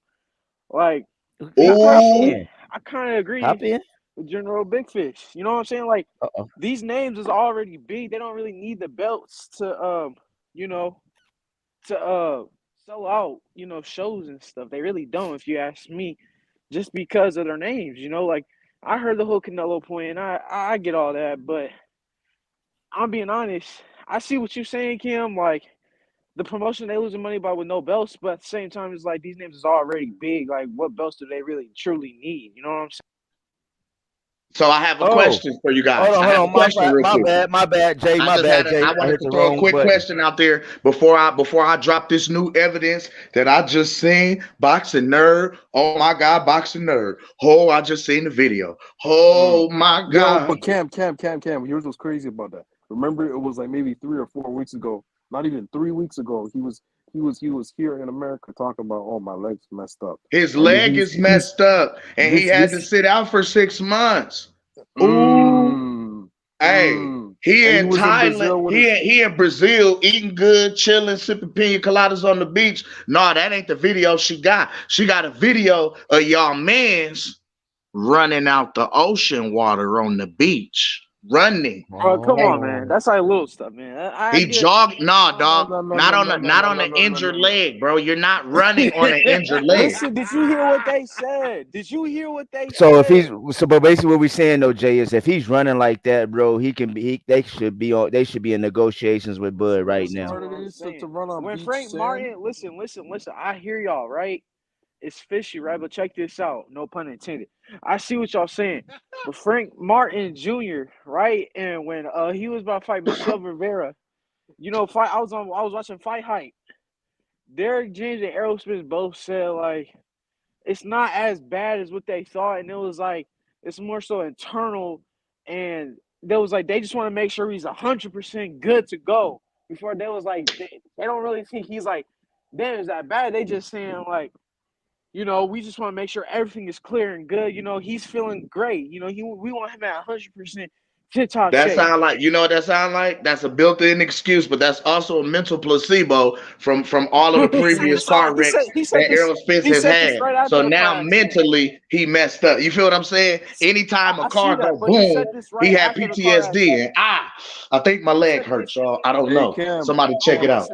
Listen, right? I'm gonna He be said real. this right after the car accident. He didn't just say it like 3 weeks later. No, he said this right after when they asked him. He was about supposed to. Hey, Al, I just got in a car wreck. What I do? Hey, Al, what I do? I just got in a car wreck. They hit my car, Al. I'm gonna be real, Cam. I don't know. Look, Al, I ain't ready to go. Al, I ain't ready to go against Keith, man. I don't wanna fight. I don't want to fight no Keith Thurman, man. I ain't fighting no damn Keith Thurman, man. Listen, Keith when Keith Thurman was supposed to fight me. When Keith Thurman had 2 belts. Keith Thurman was supposed to fight me. Keith Thurman ducked me, and I ain't just gonna fight him, man. Keith Thurman. Y'all like my Errol impersonation? Y'all like my Errol? Like even if that is the case, right? Even if that is the correct, right? Let's just say he was knowing how to get away from Keith Thurman. All right, shouldn't that make it closer for him to Button fight? Or make him fight one of the better challengers like Jaron Ennis or Ortiz Estallones? Who wanted to see him fight Thurman? I know I didn't. I wanted to see him and Bud, but it's like, hey, you know what? If he pulled the accident, doctor injury to get out the Keith Thurman fight, so they could secretly negotiate with Bud in an undisclosed location and get the fight for undisputed made, I wouldn't even be mad at that tactic at that point, Sugar J. All right, so how come we wasn't saying this? How come it was okay when Tony Harrison did it to Charlo? When he I wasn't okay with that. I hated that. I was mad about that. That was bogus to me. But my thing is this: I don't hear nobody talking about that though, right? He was like, "Oh yeah, I did it on purpose to get Charlo off his A game. You know, I wanted to mess with him mentally, right?" So like, I'm saying, I didn't hear nobody talk about that situation when it first happened. But now we on Errol Spence' nuts though about this situation. Because I feel like it was a conjecture. That to me was just like fight posturing. Hey, we knew Tony Harrison was gonna talk shit for the whole press conference leading up to the fight. Even after the fight, he still talks shit. Like, we know one thing about Tony Harrison. We know Tony Harrison gonna pop his shit. Just like, I can't lie. One thing BLK did they shit going to get AB. Because AB gonna talk. He gonna talk. Might not sound the most educated all the time. Might sound a little ghetto as fuck. But AB gonna talk his shit. He gonna sell his fights. He gonna sell himself. You feel what I'm saying? Like that's one thing we know about him. AB gonna talk some shit. Tony Harrison too. He gonna talk shit. Hey Cam, what's the thing is, if I don't think Earl should fight Boots or Crawford. Those are 2 other accidents waiting to happen. He's gonna have 5 accidents in his life, bro. 2 car crashes. 2 he more could car beat crashes, Ennis. man. He could beat Ennis. What you talking about? That's a head-on collision waiting to happen. He could beat on. He could beat on Ennis. Hold on, Sugar J. Hold on. Boxing Nerd 101 is the ultimate Boots fan. He said, "Don't you talk about Boots." Say it again. Get him, Sugar J. Get him, Sugar J. Ennis. And I love Ennis, right? Sugar, come on, bro. What are you talking about? Being real with you, right? Errol just has too much fight experience. Like, listen, skillfully, Ennis is better, right? But the difference is between experience. And it's not Ennis's fault. It's not Ennis's fault, Ennis has been right? fighting since he could crawl. What are you talking about experience? He has more experience. Okay, now, all right. Wait a minute. Hold on, Sugar J, before we go any further. Hey, Boxing Nerd, you can't be bringing them. I know you in Canada, brother, but you can't be bringing in them Philly ass myths and legends and shit. You can't be doing that. I put him in the crib, and I put his fist up like this, and I taught him how to jab, and he was jabbing. Cam, let me ask y'all something. I know Gucci and Cam. Even if we don't like Spence, I know we can name 10 of his opponents. I don't know if I can name 10 of Ennis's opponents. I If can't all name their 3. opponents are done being washed by. Yeah, I can't name 3. Then Mikey Garcia beat him? Like, no, Damn! I don't know who's fighting, dude. Who's the next dude that Ennis is fighting on Saturday? Karen. He should be fighting. He should. I should on Fight Hype. You such an Ennis fan. He should be. His name is Karen Chaka Choco. Chucker like the chocos. What? Karen Chuck that like the chocos. He fighting Chuck that like the chocos. Hey, listen. 1-800 choke that hoe. Yeah. You asked me. He fighting Karen that like the chocos. Ennis ain't gonna fight. Listen, it's not his fault, right? Karen and Chuck like the chocos. That's his name. Karen and Chuck like the chocos. Fight Rasheed Ellis. Fight him or something, you know. Fight like a big name. Boots versus Rasheed. Hey, listen. Ennis stops Rasheed to me. Hey, I don't think Rashidi Chin can hold up to Boots' power, but then again, that's at least a big name that we know, though. You know what I'm saying? I want to see Boots. I want to see how Boots hold up to the constant to somebody that's just as fast or speedy, because I feel like Boots struggles with a speedy fighter. Like that's why Gary Antoine beat him in the Emmys. No, Gary Antoine beat him because he was rushing him, bull rushing him with his head. He used more forehead than punches, bro. Shut up, boxing nerd. You said he was headbutting, so he had three fists in there. He was 1, 2, 3. He was. But my whole point is this. My point is this: Spence will stop Ennis. I want to put your money up. Late round stoppage. Put your money up. Put your money up, bro. He said the young bull ain't got enough experience yet. They said they're gonna drown him in the deep water. I ain't gonna lose no money because if Bud can do it, and it's listen. Ennis will. You really want to do this? What is Boots now? Hold on, cause maybe y'all know and I don't. What's the furthest Boots has been pushed? What's the longest he's been in with anybody? 6 months, six rounds. 6 rounds. Never made it past the 6th round. Most fights never got out the first. Yeah, but we're talking about somebody in Ennis that's never been out the gym for longer than maybe 2 days. Now listen. Let me finish. We want to talk about. Let me finish. Errol only started taking the sport seriously 2 years ago. I'm gonna go with the guy that's been taking the sport seriously since he started. Listen. Before that, 2 years ago, Errol Spence still had like his record. Like the opponents he fought were still, top-notch. And he was doing that. They were better than Ennis. They was better. Like I at least respected them. Like, you know what I'm saying? Like, I still respected who he was fighting. Ennis, I don't know. Who's this Russian dude? Like, I don't know who this is. I'm about to say it's just a list of no names who basically had the nuts to get in and fight. Sugar, you know what it is? You want to know what it is? When you're that good, the business of boxing already starts going, oh, you guys need to pay me for this guy. Nobody really knows him. You guys need. That's because Sharon and Chuck like the chokehold, so they already with the shit. They gonna fight off the top. Karen and Chuck like the chokehold, so they with the shits. Listen. They with the shits. Last time I checked, in his fight, what's his name? Castillo Clan and Spence fought Ugas. Now you tell me who's better between those two. That's the last time I checked. You know what I'm saying? And so you tell me. Wait. Okay. So let's pose that to the chat. Who's better? Who's a better fighter? Castillo Clay or your Dennis Ugas? I mean, punching bag. Everlast or Everlast?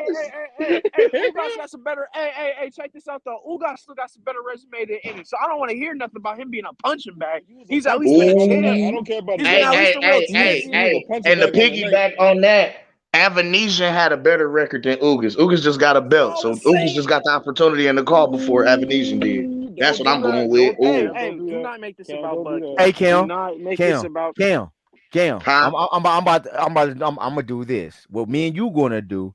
We're gonna let the two young bulls fight. So we're gonna hold this. We're gonna let them have this one. Y'all go Get at that it. nigga Sugar J. All right, Niggas Mute, B&B Old mute, Town. Get that nigga Sugar J. mute your This the mic, one Cam. time y'all gonna hear me root for the spin sexuals. Get that nigga Sugar J. Bomb on that nigga. Mute your mic, Cam. hey, Mute your mic, Cam. Get that nigga. Bomb on him. listen. I think Ennis, right? I think Ennis has the skills like Bud, right? But he don't have the competition or like, and it's not. I'm not saying it's his fault though. Don't think I'm not saying he's ducking anybody. I think he truly does want to fight, but I think the competition is just low. You know what I'm saying? Like, I don't know these dudes like at all. Like, I totally So what agree with you. what they saying? They said it's only the chat is saying there's only one way to find out, Sugar J. At this point, both of their resumes is don't mean nothing. Their resumes is full of who's nobodies and old former guys who used to Sugar be. J. Sugar J. Yeah, what's up? All I gotta say is, bro, if Ugas is lifting you off the ground with body shots, Duran is gonna stop you to the body. Mouth guard dropped, man. I said if Ugas is lifting you off the floor with body shots, that's what I said. Duran is gonna stop him, bro. No, he's Duran not. is You gonna, I can't say promise that. you. Okay. I Now let me ask you a question then. Yeah. Should Kell Brook have knocked out Bud because the Mean Machine knocked down Bud? No, that don't make no sense. That don't mean Kell Brook wasn't the same guy that he was before he fought Triple G though. Sean Porter. Okay, let's go in the perfect world. Let's go in the perfect world. If Kell Brook never fought pro Triple G and fought either Bud or Spence for his world title defense, right. for an American, whatever. I think he would have beat Spence. If he would have never fought Triple G and got his face, bro, he would have beat Spence. He would have lost Spence either It's way. the youngins' turn. We out of this. I'm sorry. I'm mute my mic. I'm gone. I'm gone. Gave Will Spence a tough night, bro. If he never fought Triple G, Triple G was the worst decision he's ever made. All right. Kell Brook might be still champion right now. So we I'm don't looking know. at this resume, right? I'm looking at it. It said resumes don't win, fight Sugar J. Only one way to find out. 20. Okay, and I get all that, right? But what I'm saying is, it's just there's levels to this, right? There's levels to this. Because if that's the case, like if you're gonna use that, you have to use that with almost every upcoming fighter against like a great fighter in every division. You can't just say that. You know what I'm saying? Like you can't just say resumes do matter to me, and styles do. Yeah, but quick question, Sugar. Can you name Canelo's first 30 fights? I'm being real. There were tomato cans. I ain't all right right then. All okay, right but then. my thing, and but is my that thing is stopping this: Canelo from being one of the greatest? Huh? Is that stopping Canelo from being one of the greatest of all time? No. It's not how you start. It's how you finish. Hey man, I feel like Canelo was another manufactured champion though. Okay, shut up, Cam. Mute the mic. Do you know? You know his resume, right?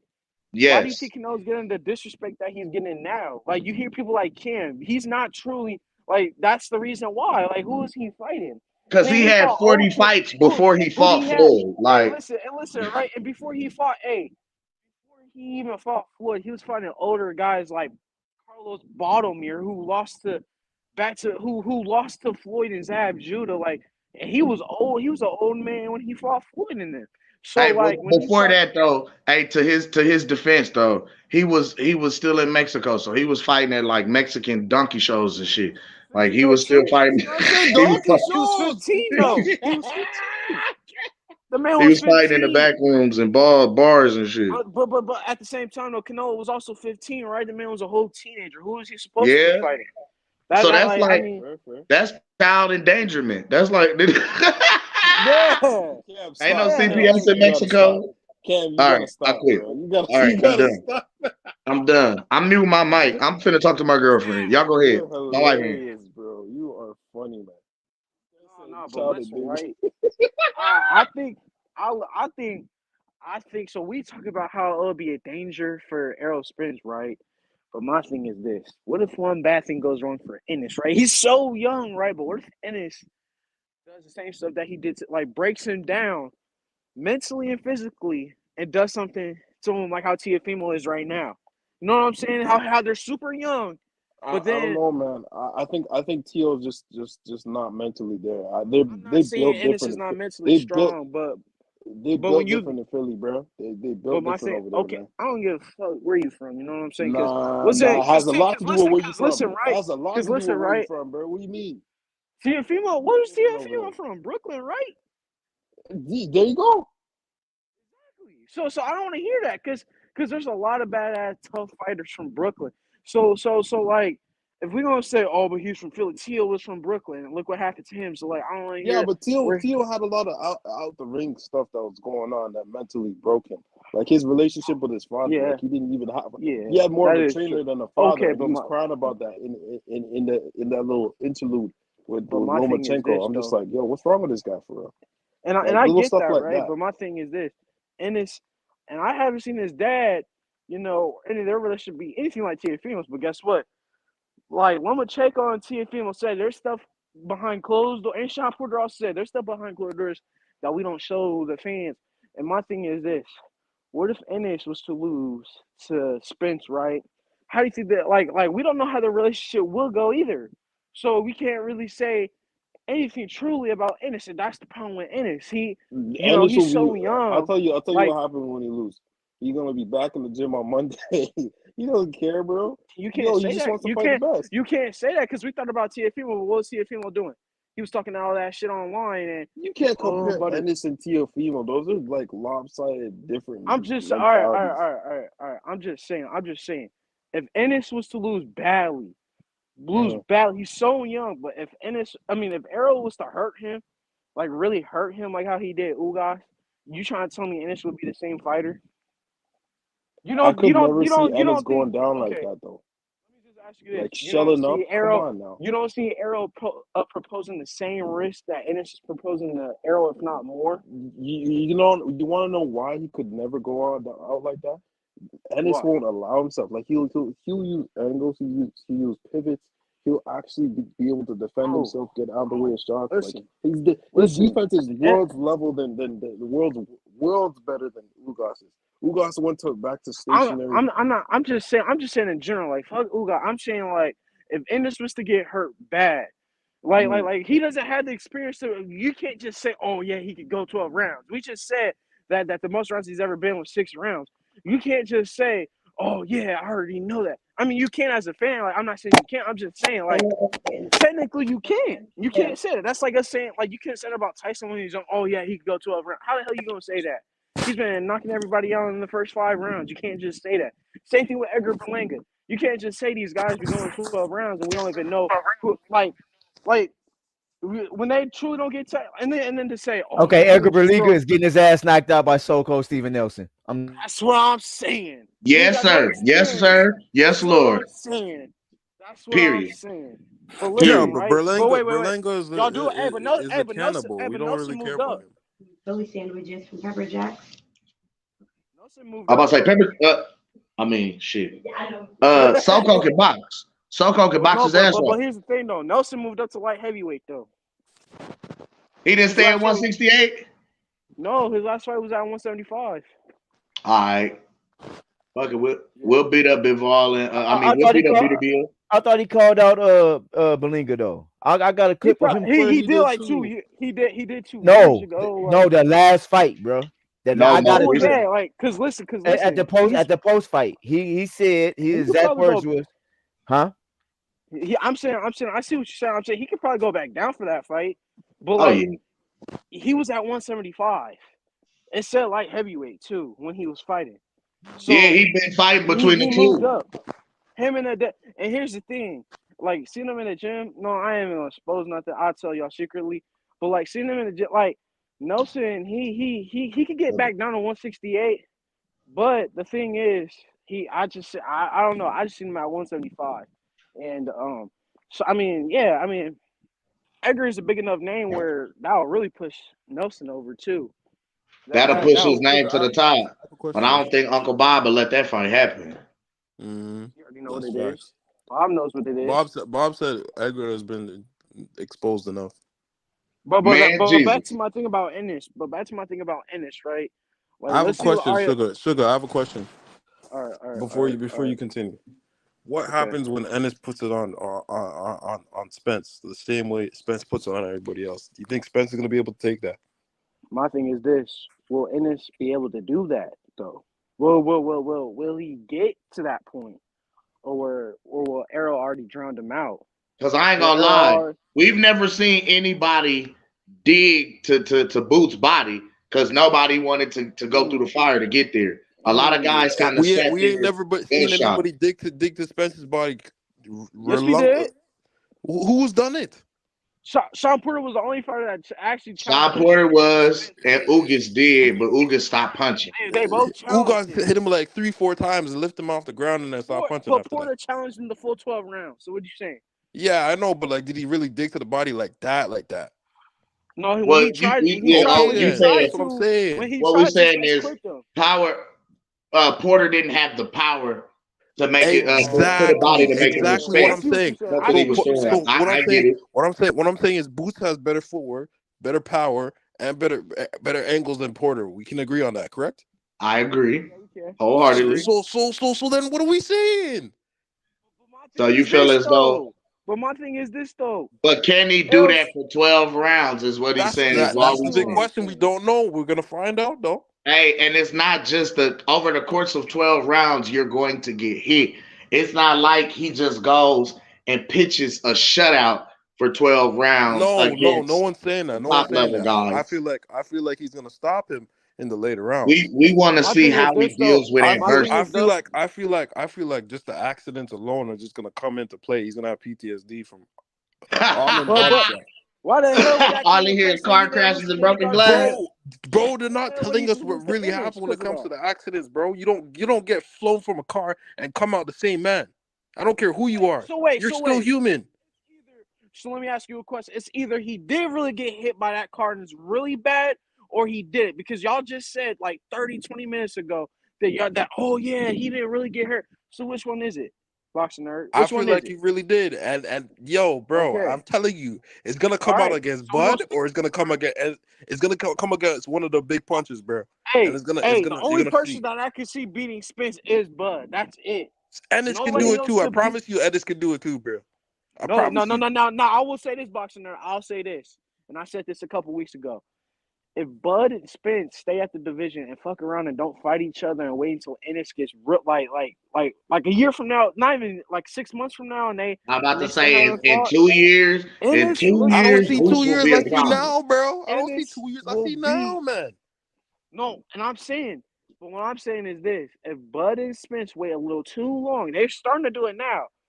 Ennis he's already fighting for the IBF interim belt on this weekend tomorrow. So if it gets too bad, like wait around to 2024.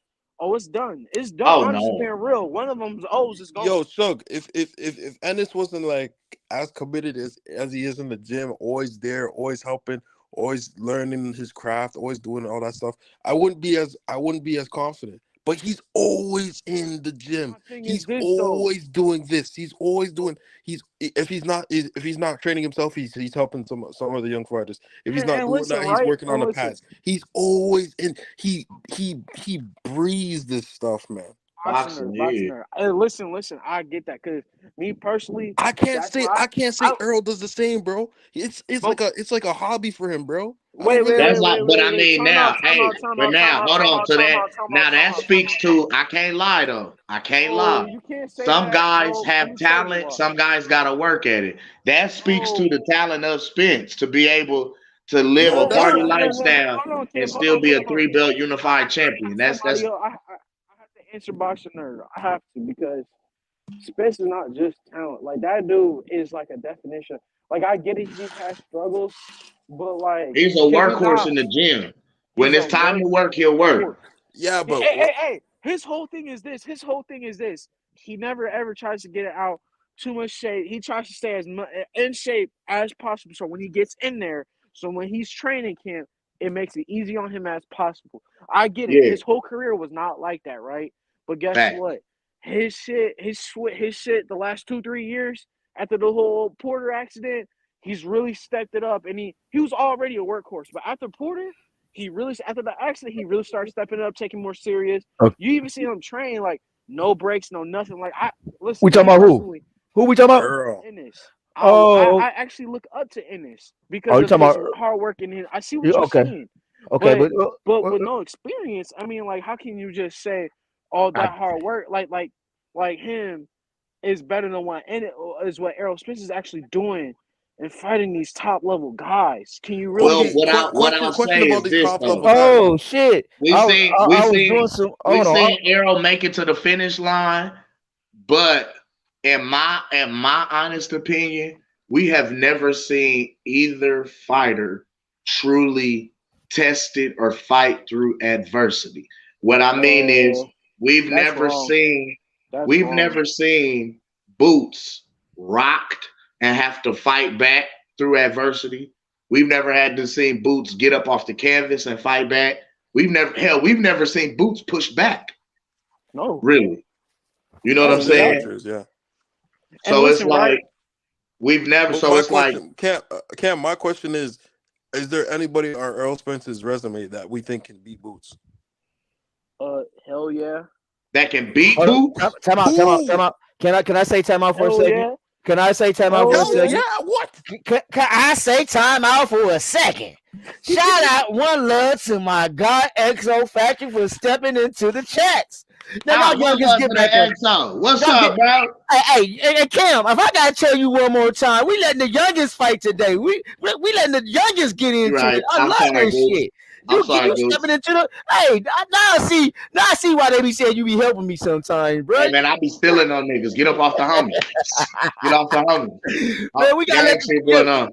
we gotta let the two youngest go at it though, bro. Go Hey, at it. I play team sports. You know when niggas is fighting, you look for a nigga to fight. Fuck that. Hey, I'm not gonna but they stand both around are my little. head on the swivel. I get that part, but they Get both are little. involved. They both are Niggas, little get off the brothers. They both are little brothers, so I can't jump in. I'm sitting up and just gonna let them fight it out. I ain't even gonna break it up unless it get too messy. But it ain't getting too messy, so let them go back at it. All right. I'm moving my mic. Hey. So I want to the go back to question this was- question: so who the question- on Spencer's resume can beat Boots? We was there.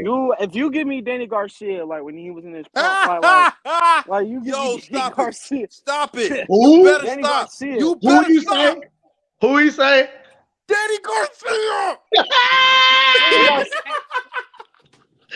That's some bullshit, baby. Never Look, mind. I gotta So talk why to did him Danny Garcia like move to B-Man. 154? Yo, sugar, hold on. I have a question. Why did Danny Garcia move to 154? And quote, he said he will not make a meme off of me. That sounds like some bullshit. I said prime, like prime Garcia, like I 5 years don't ago care type when Garcia. Garcia was. I don't That's some care bullshit, baby. I don't care. I gotta talk to you like B-Mac right there. That's some bullshit, baby. No. You know this shit ain't right, baby. Time out. You trying to tell me?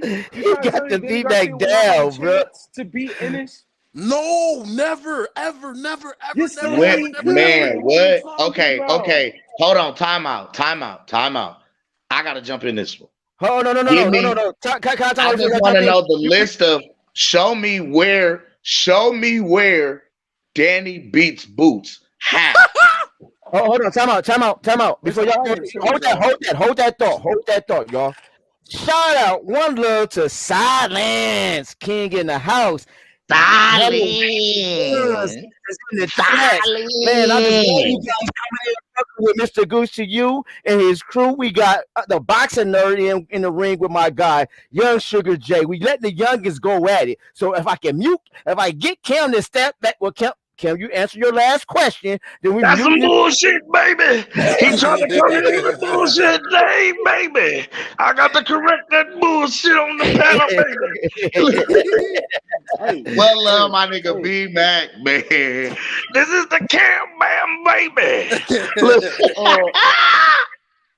But to answer your question, you asked me somebody else? Sugar, I don't see how no look master Danny Garcia. He said no look master. There's no way, man. I'm sorry. Pronkel Brook. Give me Pronkel Brook before he fought Triple G. You break his eye. You bust up his eye, bro. No, Kell Brook. No. No, because then he beat. No, You can't know say what? that. You know what? I'll give you that. That's a tough fight. I think that one goes to the cards. I think that one. I'm gonna say if Kell never fought Triple G, Kell gives a lot of guys at 150 at 147 problems. Okay, I'm done. He's a big boy mic. too. He's a big 147 as well. Yeah, he's like a Errol Spence said it. He said he's a real strong, durable fighter. Like until he fought Bud. after he was after both his sockets were broke. You know what I'm saying? Like he hit that nigga in the nerve, bro. That ain't right. He hit him in the nerve and made him sick. I can't stand Kim. I can't stand Kim. You ever seen a dude get punched in the eye and then he throw up? Y'all know what I'm talking about. Sugar J, I know you've seen it. You know what's crazy about Bud's power? Triple G and Errol Spence fought him, he was well aware of what was going on. He was getting his ass whooped, right? When Bud fought him, he was just like, "What happened?" I'm gone, bro. I'm gone. I quit. I'm so done, bro. You have a solid point there because he did get up. That goes to show Terrence got some. I forgot where I was kind of power. Like that's the pop. Yeah. Where am I again? Oh, what happened? Oh shoot! The fight over? What you mean it's over? He was just standing in front of me. Yo. Hey, can I? If a nigga hit me like that and the homies got to tell me what happened, are we shooting? I'm shooting. I'm popping this nigga. Time out. What happened? Hey, yeah. What happened? He did that to me. Oh no, get the strap. Get the strap. Yeah, there's no way, man. There's no way. I'm not going out like that. I'm popping niggas in the ring. Get the strap in the ring, in the arena. With the gloves on. Hey, Dudley, get the tables. Get the table. Cam, get the tables. Cam, get the table. Look, that nigga hit me like this. Oh no. Look, I'm all in the press conference. No, nigga, oh my god, bro. I'm sorry. I gotta cut you guys off. What did I just check this out? I just found this. I breaking news. I gotta do this. Oh my gosh. I see what y'all was talking about, Boxing Nerd, but I found it. Hold on, you guys. 1 sec. I'm gonna let y'all guys cook. This is your boy EJ and Bud. The comparison of their trip. EJ is in Brazil, Bud is in Thailand. We about to show you. I'm about to show y'all some shit real quick. Ooh. Can y'all see it? Hey, hold on. Before you press play, we do not own the rights to this footage. This is just utilized for educational purposes only. Gooch, mute the video. Right? Gooch, mute the video. Mute the sound of the video and then play it. Mute the sound and play the video. Thank you, sir. Put it on the full screen so the people can see what's going on with now. I go ahead because I want to tell the people what happened after this. Go ahead. Okay, I'm about to play it. That's my boy Easy Route. Shout out to Easy Route. Yeah, shout out to Easy Route. Now that's Bud, because you could tell it's dark outside and you can't see nothing. It looked like a shadow running. That's definitely Terrence Crawford. Oh, you wildin', Cam. Why did you say a shadow running, bro? What is this? That's my dog. I can say that. He's like a fuck. Coming to a stage near you. Stand-up comedy, Killa Cam. Yes. Hey, yo. Now look, he out here running on the beach. This in Thailand. We in a whole other country. On vacation, y'all. We in a whole other country. Yo, Cam, you saying he sounds like a nightmare? He looks like a nightmare running in the beach. Listen, that's the boogeyman. Hey, that's what the boogeyman running. That's what the boogeyman. The boogeyman coming for you. Yeah, this is how the boogeyman get to niggas. He don't drive. He don't teleport. He don't disappear. He don't nothing. He jog. Yeah, but Gooch and Cam, you guys understand what I'm saying, right? Like difference of mentality. Like you didn't see Errol Spence work out once, right? When he was on vacation. That's what I mean, bro. Listen. Though. But here's the problem, Big Fish. I mean, Boxing there. Here's the problem. You can't just judge off what we see off a goddamn camera. You can't just say that. That was an Instagram. Like you can't just judge.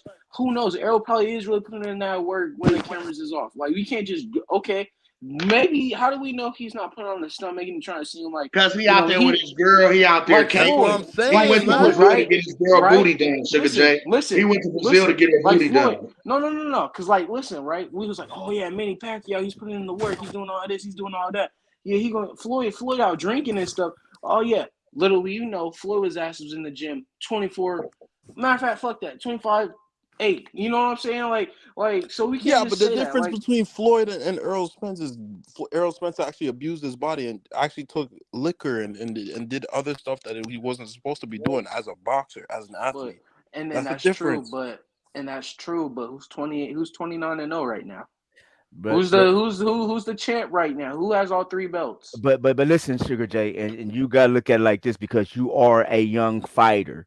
So let me ask you this: as being a young fighter, who would you look up to as far as being more healthier? Would you look up to Bud or you look up to Earl Spence? Because Earl Spence is So, but really. my thing is this though. Errol Spence, he's known for being a workhorse too. That's what I'm But saying. okay, As of but what we saying? lately, not his entire career is what we're trying to say. What we saying to you though, also, bro, because you're a young fighter, you got to understand. Once you start drinking, once you start, you know what I'm saying, start drinking, and once you start having, you know what I'm saying, putting shit into your body that's extra, it start breaking your body down. You got to work that much harder to get to the level where you're already. You're shortening the length of your career while doing that too. But basically, it's like what we really saying is, even if you perform at a high championship level, do you know how much longer it takes you to get back to that level? Well, whereas when you walk in there already at that level, you can just okay. But why do y'all think what he said? He said he doesn't know how many fights he got left in him. He said that. He said, I don't know how many training camps I can keep doing. And so that's why he wants the big fish, like Bud. Maybe even Charlo. He never turned down that fight. He said, hey, if the money's right, I'll go up and fight Charlo. How he gonna fight Charlo? Who corner Derrick James gonna be in? He wouldn't be in neither. He can't coach both of them at the same time, baby. Neither, Cam, listen to what I'm saying. Okay. This is the one. I'm sorry, you guys. I got to cut you off again. This is what I was looking for. This is what I've been looking for. All right. Terrence Crawford going on first training camp, and Earl Spence is on vacation. Now, once again, we do not own the rights to this footage. This is just for educational purposes only. Gooch, make sure you mute the sound to the audio of the demonstration. Go ahead, run that beautiful bean footage. Show the people what's going on. It's muted. Here we go. Y'all see what this man is doing? Hold on. Remember, it's midnight. It looked like a dark screen, so we know that's Bud. It looks like a shadow warrior. That's what it looks like. Hold on, let me shadow warrior, shadow boxing, nigga. Yeah. He shadow boxing in the nighttime, in the dark. Yeah, y'all see it work. All we see is his shorts. That's it. All we see is shorts moving, baby. Yeah. That means he fighting in the dark. He's fighting darkness. Darkness, people. The darkness is spreading. And you ask me, he'll really do it in this. Like he'll put. He getting work out here, dog. He getting work on the beach, late night. I'll tell you how I see Ennis beating this guy. He has to bull rush him in the first 2 rounds. If he doesn't get it, it's over. Ooh, don't get him knocked out like that. Don't do that. What? Don't do that. Don't do that. Don't. You got to remember them first few rounds, niggas is still fresh. You will walk right into some shit. Don't you do that. Hey, this man is in Thailand, y'all. Instead of another country on the beach in Thailand getting work in. Instead of just chilling, he's getting work in. And y'all tell me, hold on. Now look at this. Oh, look at this. Don't do it, Sugar. Don't do it. Look at this. Dude, listen. Look at this. Look at this. Hold on, Sugar J. I'm gonna listen to you. Goofy video. Y'all going off for one little scrawny video. Like, come on now. No. Go back. I want you to rewind that back. I want you to play that back. I seen them running. Look at the difference. I don't see one gym. I don't see one gym visit. I don't see one. I don't see a workout. Nothing. Hey, I'm about to pause it. I'm about to pause it, Sugar J. Sugar J. I'm about to pause it. I'm pausing it. My boy Easy Right. I seen it, Gooch. I seen it. It's what you. I just paused it right there.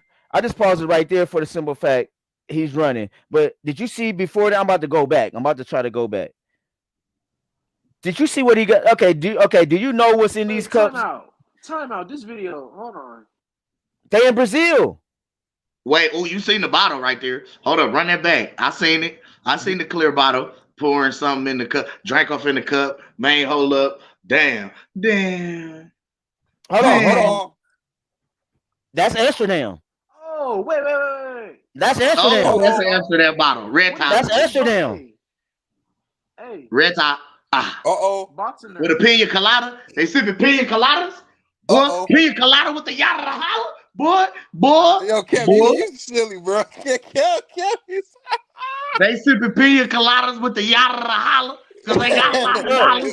Yo, Cam, what's Karen's last name again? Karen and Chuck like the chokeholds.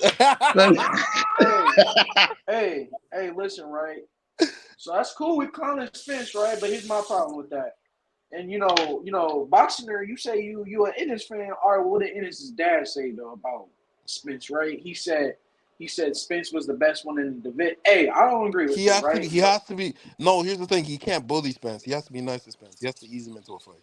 Come on, man. And talk to him nice. Ennis said today that he's thinking about going up to 154. So I mean, like, I don't really want to, because like we can clown Spence all we want. You know what I'm saying? I want to. This is what you don't see, you know what I'm saying? It's just what you don't see. I understand, Sugar. I understand, man. Okay, bro, but this is I gotta protect you as a fighter. For a simple fact of the matter, man, I hope you never sip on a bottle. I hope you never, do the shit that man is doing. I hope you do what your trainers and what they're doing. That's not what I would do. I'm just saying, but you gotta understand, this man supposed to be the number 2, number 1, number 2, number 3 pound for pound, and he's been. This is my thing. If you been being clowned for your drinking, I mean, are you gonna stop or are you not? But then that's his personal life. That's his personal life. I have nothing. Boxing right now, bro. But what they saying is basically what Sugar J is saying is he feel like, as long as he can go in here and keep winning fights and perform at a high championship level, then let the man enjoy his life. Let him have his fun. Nah, we can't do Let that. him do what he gonna do. No, because why can't you do that if he's gonna be bad for his decisions, bro? He's gonna run into a big puncher, and then what's gonna happen next? Well, guess what though, Boxing Nerd? That's his fault. That ain't ours. That's a lesson learned. That's a hard lesson. That's his fault. Let him learn that then. You know what I'm saying? Let him learn that the hard way.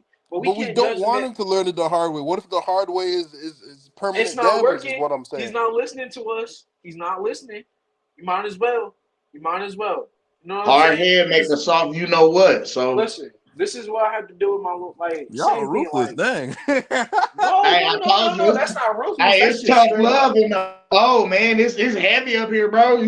Listen, I can only tell you so much before I just, throw my hands up, wash my hands and say, all right, I'm going to let you bump your head and see for yourself. Hey, it's the same thing I had to do with my little siblings. I have to be like, all right, there's only so many times I can tell you not to clean up before, I have to let you get yelled at by the parents. Man. There's only so many times before you have to. There's only so many times.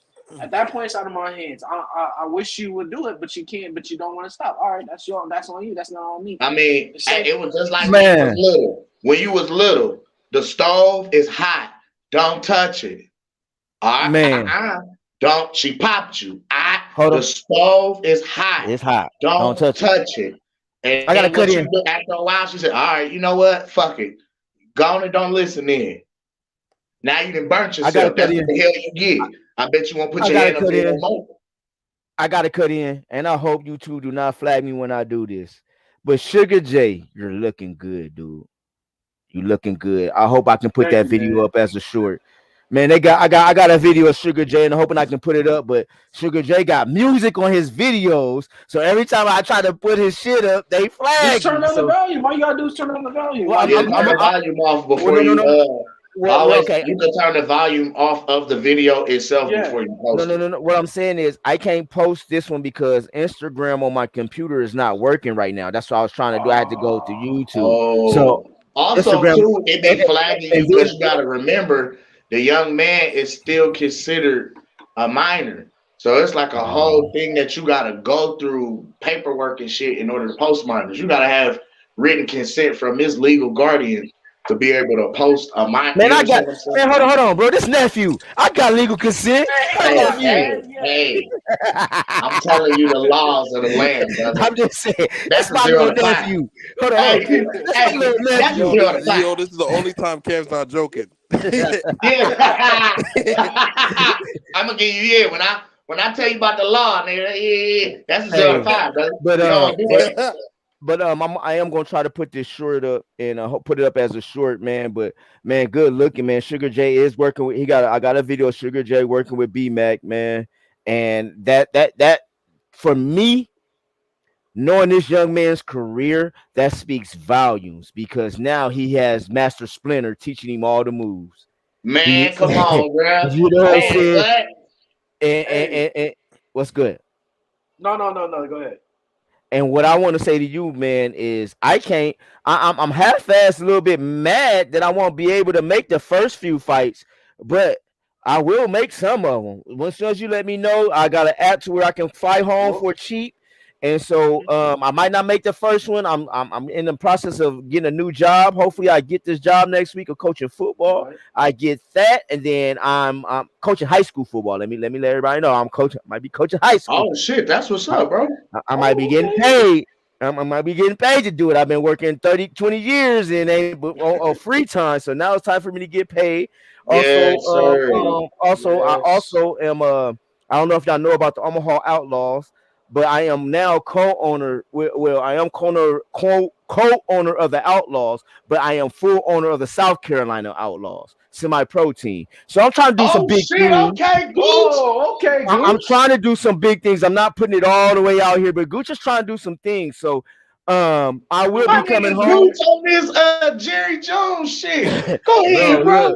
Look, bro, and I mean, it's just not all the way full because I got a lot of work to do. I got till the fall of 2023 or spring. If I don't come out fall, I will be out spring of 2024. But I'm trying to push this fall league to go into this fall league. So, hey, but just like Jerry Jones, just because my nigga Gooch is coaching the team, we go into the championship every year, just like the Cowboys. On my mama, fuck what they talking about. Yeah, Gooch coaching. Yeah, they going to the ship. They going to the ship, dog. They going to the ship, dog. I'm gonna try. They are automatic. It don't matter who they play. They going to the Cowboys ship, suck, dog. but that's a different discussion, Cam. Cowboys suck, but that's a different discussion. Cowboys suck ass. But Jerry Jones is the only owner you know that will make you believe every year that the Cowboys is going to the Super Bowl. That's how he invests in the team. It's like so different. Like the way are Cowboys ever gonna go to the Super Bowl in the next 10 years? Bro, nope. Yeah. Shout out to hold on, watch this one. Shout out to Ether and Big Fish. Y'all know they big Cowboy fans. We don't talk about the Cowboys.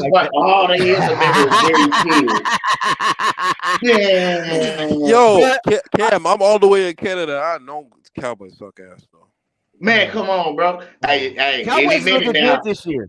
Big Fish gonna slide back in the ring like, hey man, y'all not just gonna be sitting up here. Y'all not gonna be talking about the Cowboys. Why you sound like Big Fish right now, hey, that's what he does. That's what he does, Baxter. I'm telling you.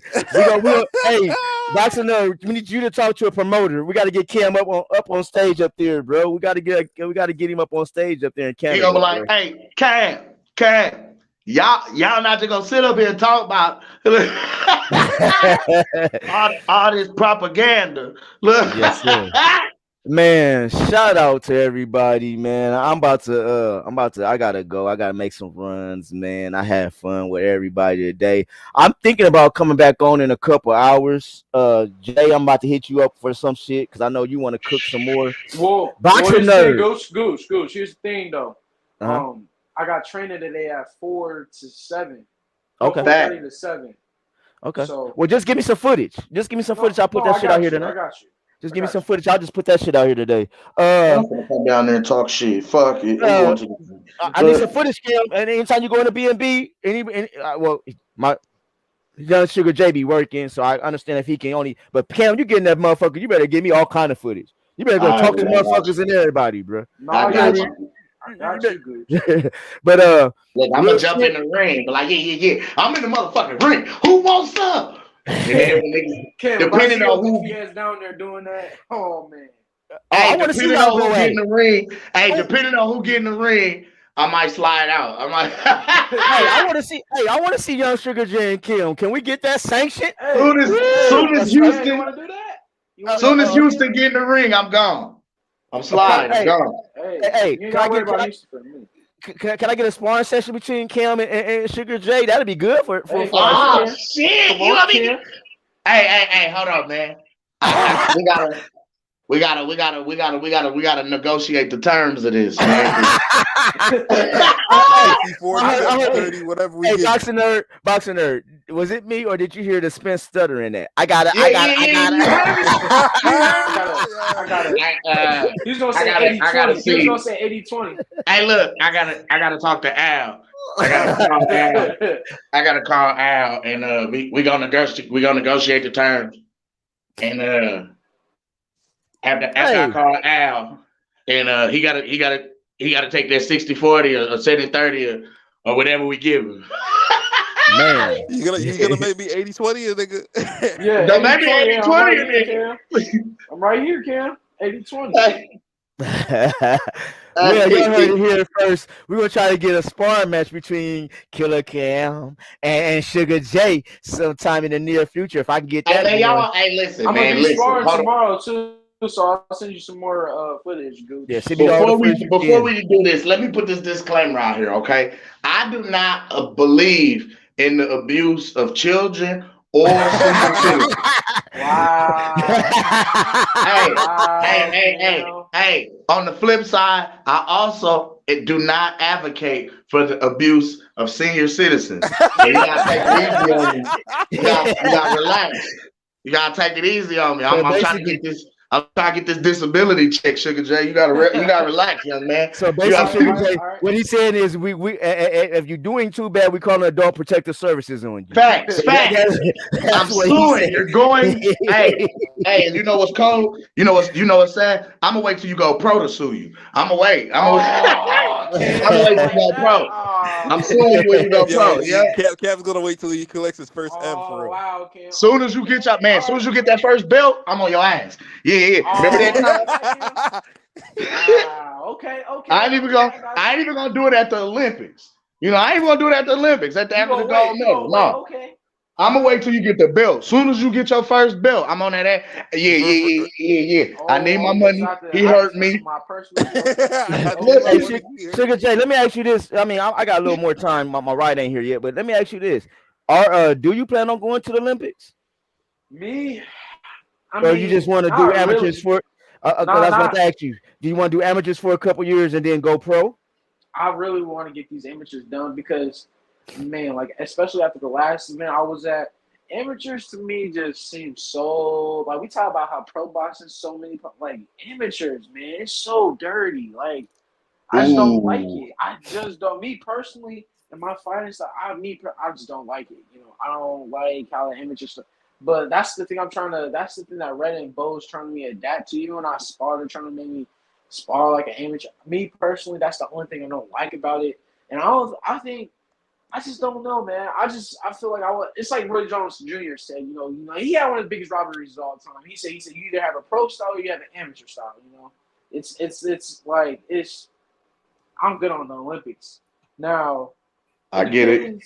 It depends now. If not even if, but like if a year and a half from, I have like a great record, they're like, hey, yo, Jay, you want to go to the Olympic trials and I win and stuff? I'll do it, but as of right now, no, I don't want to do it. Maybe it'll change, but right now I don't want to do it. Okay. Understandable. For the experience portion of it, I think it's good just to always get the work in. And a lot of times, when you go to them places, them camps, of course, the boxing community is already kind of small as it is. So you gonna a lot of times get known and run into some of your up and coming competition and some of the same guys that's gonna be working with you in the heavyweight division and the other division. You know what I'm saying? So it's like I feel like it will be good in a lot of ways to learn a lot of different. You know what I'm saying? You see a lot of different styles. You learn a lot of different things. Meeting a lot of different and new people. But what I'll say is your style it's suited more for the pros than for the than for the Yeah. amateurs, for sure. And my thing is this, Because right? yep, And my thing is this with it too. I also was gonna say like I seen like you really see like I was gonna say like I don't know if I told y'all this. I don't think I told you. This was like a week and a half ago. I was with Bomac and Nelson. Everybody think they want me to get down to light heavyweight before I have my first fight. So when I okay, get down to light heavyweight, I'll carry down that natural heavy, that power, that yep. light heavyweight, and I'll crack all these dudes out. And it was like then as you get older, you can get bigger and stuff. You'll Like when I fill go out pro, into heavyweight. me Yeah, personally, my goal is I wanna beat Bivol when I go pro, beat Better Biv, take those straps, and then I wanna go to cruiserweight and then heavyweight, and then who knows, I guess there's also bridgerweight, but because me personally, I feel like as a natural heavyweight, it just feels like so limited. Like you can't do that much in the heavyweight division. Like I don't know. I would love to fight in other divisions than just one division and stay in. It just sounds boring to me. yeah. You feeling like you're going backwards too. Like I don't want Right, to start at heavyweight and then go down. You know what I'm right. saying? Lose I feel like weight I'll be going up. weight Like draining myself too much at yeah, that point. I feel it. I feel it. And it's one of those things to where, like they said, as you get older, your body is already gonna fill out anyway. You know what I'm saying? Exactly. So Exactly. with you being a natural, you naturally a big bone young man, a natural heavyweight. If we can get you down to cruiserweight, light heavy, because it'll be considered light heavy in the amateurs. But as soon as you hit pro, it's considered cruiserweight pretty much. So it's Right. like if you fighting at cruiserweight, you can clean that out and Uh-huh. move on up the way. You feel what I'm saying? You clean out Yeah. cruiserweight, move up to light heavy, clean that bitch out, then move up to heavyweight, clean that bitch out. And by the time you done made it to heavyweight, you already filled out at your grown man weight side. You feel what I'm Swear saying? that power. Yes, sir. And my thing is Yes. this, right? I hope I hope a big name is still there by the time I get there. I want, I don't know. Me personally, I told my family they think I'm crazy. I was like, man, now watch. I beat Bivol. I beat all those guys. When I get older, I get up there. I fight those dudes. But I don't know if they're gonna really even still be boxing. But shit, I just want to fight a big name. You know what I'm saying? That's just it's just one of those things where like Boxing Nerd says, and this is where I do agree, and this is what I was trying to say about Spence, where me personally, I love Ennis just because of his hard work. It's but you go at his Bowman, he'll tell you I'm top 3 hardest worker in the gym, if not the hardest worker in the gym. And so I never would drink or nothing like that. You know what I'm saying? So, Yeah. and I know if I'm disciplined, not even if I'm disciplined and my mental's right. Oh man, it's a problem for not me, but for them. It's a problem for my opponents, really. It's gonna be You know what I'm saying? you gonna give boys problems. You giving Exactly. boys hell. Absolutely. Exactly. I So agree. yeah, that's my plan. So Hey, Oh, I can't wait to see it to see it manifest and come into fruition. I like see it in my head. I was telling my pops this. I was like, I don't know what it is. Like I was already envisioning these fights. Like when I thought I was gonna fight the 3 nights before, I kept waking up in the middle of the night envisioning that I was winning the fight. It got me so nervous, so angst up. And I talked to James Toney, right? And he told me, he was like, just take every moment as you can, just be relaxed, and it's all gonna come into fruition. you see, you talked to Yeah. who? Who'd you say James you talked Toney. to? That's James Toney. what's up. I know what you say. I just want to repeat it for the fans. Yeah, he You gave me some feel advice. Yeah, cause I talked to him just because that's who they he loves Bud, and he loves I'm a hardworking fighter, and he loved my style. To me, like even then, like you go ask Reddit, and they think I fight like James Toney, that's probably like the number one fighter I watch, James Toney. So he gave me some advice, so I appreciate when like pro fighters like that on that level are not too big They're headed approachable. to respond. Down to earth. Yeah, Yes, sir. you know what I'm saying. They're never too good. Yeah. I talked Because to a lot of those guys, They remember them broke days, them broke nights, being in the amateur, being fucked up. You know what I mean? Like, you know, and a lot of them came from nothing. You know what I'm saying? Right. So to be in the position they in now, I always remember that. You know what I mean? But I'm never too far out of touch. I'm never too far above or beyond these people because that was me once upon a time. You feel me? So Exactly. yeah, Hey, for sure. for sure. And Gooch, so you remember that crazy Mexican dude I was sparring in the street? Remember him? Right. He said he would love to get on the podcast one day. Okay, bring him on. Yeah, it's Yeah, love for for you. sure. It's Tell them love for click you. the link. Yeah, he said, oh, I'd love to go on the podcast. I said, all right, for sure. Let me just talk to the co-host, see how they feel Yeah. about it. Yeah. Well, I'm gonna let y'all know. I've been in talks with some people that want to see our brand grow. I gave you a little bit of what I'm doing. I'm also trying to launch It's to You Media or It's to You Entertainments to where when boxing do come, we can get a media pass. I got a couple irons in the fire right now. I'm trying to get going. So I'm trying to just let me get this football shit out the way, and we will be doing. My goal is by February is to do at least 3 to 4 videos or lives a week. Even if we just got to come on for an hour to cook, you know what I'm saying? I'm gonna be getting topics from you and Cam, so I'm not gonna always put the topics out. Some of these topics are gonna be you guys' topics. If y'all want to bring on people that you want to interview, we can interview some people. You know, so y'all got anybody that want to come in, step in, want to holler at us, you know, want to chat with us, y'all can do that. It's Boxing You is what we're doing is just trying to get it going. I watched B-Mac do his thing within 9 months to a year. Him and E-Thriller within 9 months to a year. Well, E-Thriller a little bit longer because I've been fucking with E-Thriller for like since part 1. Real shit. I've been fucking with E3 since part 1, but I didn't know he was doing the lives and all that until last summer. And once again, man, just by the grace of me coming on with them, they got us. You know what I'm saying? My next episode, I might. It depends because I got some things I got to go. I'm gonna try to do one tonight, if not tomorrow or Sunday for sure. But I am gonna do an episode.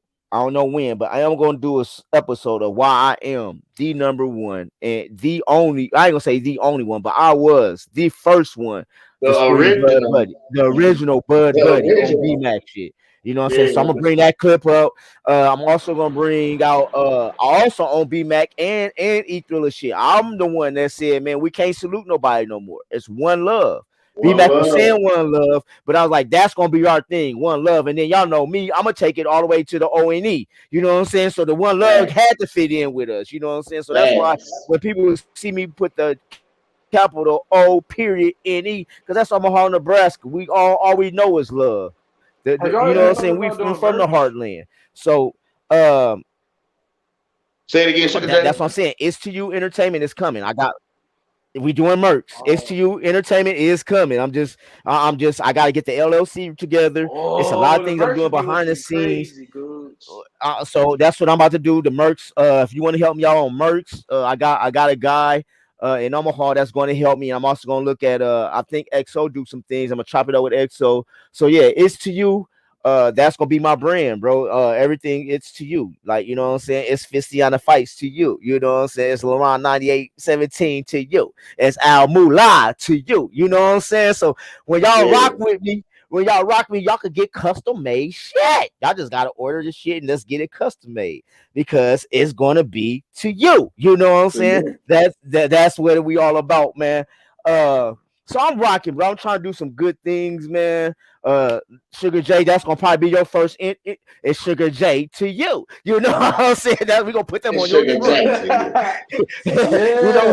ITZ Sugar J to you. We gonna have that on your truck, you know what I'm saying? So I got some things cooking, man. Good. Shout out to everybody that fucks with us. Sugar J, man. Tell us your last thoughts. Oh no, man! It's a blessing that, you know, it's been a minute since I came on. Since the last time, you know. I know it was a little heated last time. It was amazing to come back on this time. It was always good, you know, talking to the panel, you know, boxing nerd. You know, it was good, you know. Man, I loved y'all debate. With him. I love to debate with you guys. I'm gonna have to do that again with the youngins. We let the youngins go head to head. That was some good shit. I feel like he kind of got me, but at the same time, I still stand on what I said. You know what I'm saying? Nothing Right, changed. right. But yeah, it's always like I said, I get out of school, 11, 15, and then other days 1:30. So I'm Okay, always free. So okay. whenever you gonna run, let me know. Okay, so the days you're okay, what we're gonna try to do is, and that it depends on my work schedule too. But on Fridays for sure, we are gonna do we're gonna do the lunch. We're gonna do the left hook lunch edition, like we All did right. today. So That's we're fine. gonna get that going. Also, when I do try to go, I'm gonna try to go around 5-ish, maybe between 5 and 7 when I do go on. But I try to get y'all time to 4:20 time, so everybody be getting off lunch and all All this right, I'll shit. be chilling, nigga. I'm thugging. Yeah, just hit my line. So Cam. What you got to say, bro, before we go? Yeah. Hey man, hey man, y'all know what the fuck going on? It's Cam. If you don't know, yo bitch do, baby. Nah, nah, man. Another excellent show, gentlemen. I always appreciate chopping it up with y'all, man. Coming on, you know what I mean, shooting the shit, man. Debating, talking this boxing, with some good brothers, man. Shout out everybody in the chat, everybody that came through the panel today, man. Just one love to everybody, man. For real, for real. Right. I hope now niggas, start listening when the oracle speaks, because we be prophesying to these niggas. You know what I mean? Hey. Canada Baptist and St. Gooch. You know what I'm saying? You know what I mean? Then we got the Apostle Sugar J. You feel Right. me? We out here converting spin sexuals. You feel me? Yeah. Yes, sir. Yes, sir. Yes, So sir. it's a beautiful thing, man. And 2023, I just look forward to us taking this thing to new heights. Everybody elevating in their own respective arenas. It's boxing to you going to the next level, being the next largest podcast for boxing, media, Confirm. and news. You know what I'm saying? I look forward to seeing that go to new heights. Sugar J, I look forward to watching your career blossom and seeing you be successful, man, and just getting to say, yeah, I know that young brother, man. We had him on here first. You know what I'm saying? Like I can't Man. wait, man. So just I'm excited, man. I'm excited. Oh yeah, Booty Swang is Hey, out man. on all streaming platforms. It's available everywhere. Go run it up. Play it for your mamas. Play it for your aunties. Uh, I got the new joint, Sick and Tired, featuring my sis, my day one, Nina Kalina, man. That's going up right now, bro. That bad boy doing it's doing all right. It's doing numbers. I think Sick and Tired gonna mess around and snatch Booty Swing before it's like the way it's going, bro. The way the numbers is going, type deal. Mm, You feel me? Like in fact. less than a week, yeah. Just go Hold on, run hold it, on. go run Hold on, it hold on, out. hold on. You talking about this? Hold on. You talking about this song right here? Are you talking about that song right there? It is Is it I. up on the screen? Is it It up is on the I. screen? Okay. Y'all see what it is. Hold on. It is It's I. coming. It says me. It's Yeah. coming. It's coming. So yeah, man. Man, I'm gonna piggyback off what you said, man. It's my turn to cook. Man, shout out, bro. Shout out to you guys, man. Sugar J, I'm piggybacking what Kim said also. I can't wait, bro. Me personally, y'all know my journey with you. I feel good just to tell your dad, man. I got love for my bro. I got love for G. You know what I'm saying? Where you was at first. I got love for him, but I know where you're at now. I don't think he would have brought you where you at now. You feel me? And we discussed that time and time again. So where you at now, you're in a comfortable position. I love it. I can't wait, bro. Hey, like I said, I'm be back and forth this year, so I am gonna try to come to some of your fights. Cam, let's talk Yes, about sir. Cam, man. Cam, man. Everybody that's listening, everybody that rocks with us, man. Fuck with this man right here. He just don't sing. Y'all see, he's one of the funniest mans on this shit, along with myself. Y'all know we bring the funnies. But this year, man, our goal between the next 2 years is it's time for us to do a tour. So if y'all got promoters, Well, Y'all got promoters that want to link up with us, man. Hit my DJ Goose to you at gmail.com, and then I'll send some shit to Cam and we'll get it going from there. Because I'm trying to get Cam Yes, sir. down this way this summer. I gotta Cam know what I'm trying to do. Cam know Yeah, I man. networks. That's all I do is I try my best to network. And so I gotta get my guy, and like he said, sick and tired, man. Sick and tired. This is one of the hottest songs out. I hope y'all love it when y'all hear it. I hope y'all play it, share for your friends, because Cam try. I gotta keep it real. I gotta keep this real before I go. Cam tried to look out for the fellas, man. He tried it. He tried Look, it. I tried to put us in the paint, man. I He, tried. he tried, but god dang it, Nina Kalina came through, and oh my Man, ladies, she flip. represented y'all. She represented y'all to the fullest. She said, I do some math.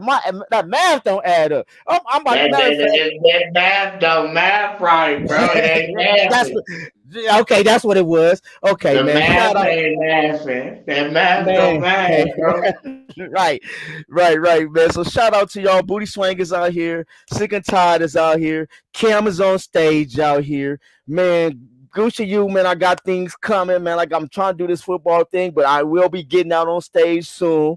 Because I do my Yes, comedy sir. thing too. So you know I am gonna be talking about the YouTube boxing community. Oh, before I and see I'm dragging shit out, but I gotta say this. You know where I'm going, huh, Cam? Yeah. You know where I'm about to go. Okay, so before I go, it's a guy. It's a guy, and if any of you guys know him, y'all tell Master Khalik to come holler at the boy Dudley Boys. We gonna find you, but it's best you find us first.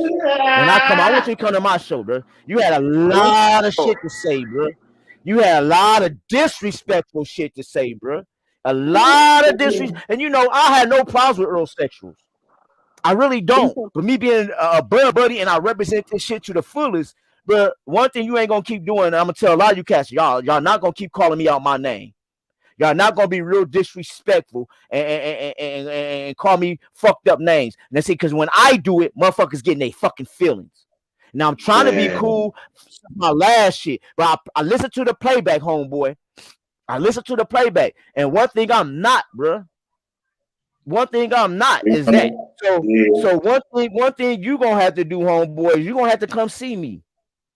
I'm so serious, bro. You gonna have to come see me, and I really don't even want to fucking apologize from you, but you gotta see me, because one thing I'm not, bro, is what you called me. One thing my little bro is not is what you called us. So once again, man, Master Khalid, y'all know who the nigga is. Y'all know I AKA listen to Master that. Three Contracts. That's his Hey, I name, listen to Master that. I Three listen to Contracts. that playback. I listen to that Master playback. Three. You called us liars and everything, bro. But then, bro, I'm not gonna. I'm gonna leave it Yeah. alone. Little bro we got some shit cooking. But bro, you gotta see me and Cam. You and I'm gonna and then before I go with this, I'm gonna say this, bro. A lot of you cats, I don't know if y'all gonna listen to this. I don't know if y'all my playback, but if y'all do listen to this shit, a lot of you cats is going off another man's assumption about me and running with this shit when y'all coming up on the panels. Don't So if do you got that. beef, because that man had beef with me, and me and that man squashed that beef, but you want to come out, you corny, and then want to say some other whole ass shit because you a Spencer Tier, Right. bruh. I'm gonna leave it alone like that. It's the Hey, goose for Goose. you. What's good? No, go ahead. No, go ahead. Go ahead, because I'm about to end it. What's Nah, good? I was just gonna say like a lot of these YouTubers on boxing, like they not real. That's what I'm saying. They not real. They fans, they meat writers, and to the end, it's really very, very few YouTube channels that's actually not unbiased. Even if they are, they're gonna be real like us. Like we gonna be real, you know what I'm saying? And we know how to balance it out.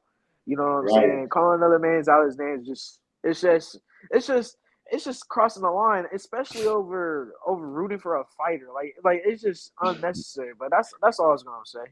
Hey, Yeah, when bro. fanboyism overrides facts, I'm out. Like I don't even have too much to say. I'll be gone because I'm like, bro, I just gave you cold hard facts. You can go look this up in the media. You can go look this up on credible news outlets and sources. Like when I first hear about something, I go check it somewhere else and cross check it a couple places to make sure it's credible before I get to running with it and talking about it. Now, more times than not, if I'm on some BS, I'm gonna tell you I'm on some BS.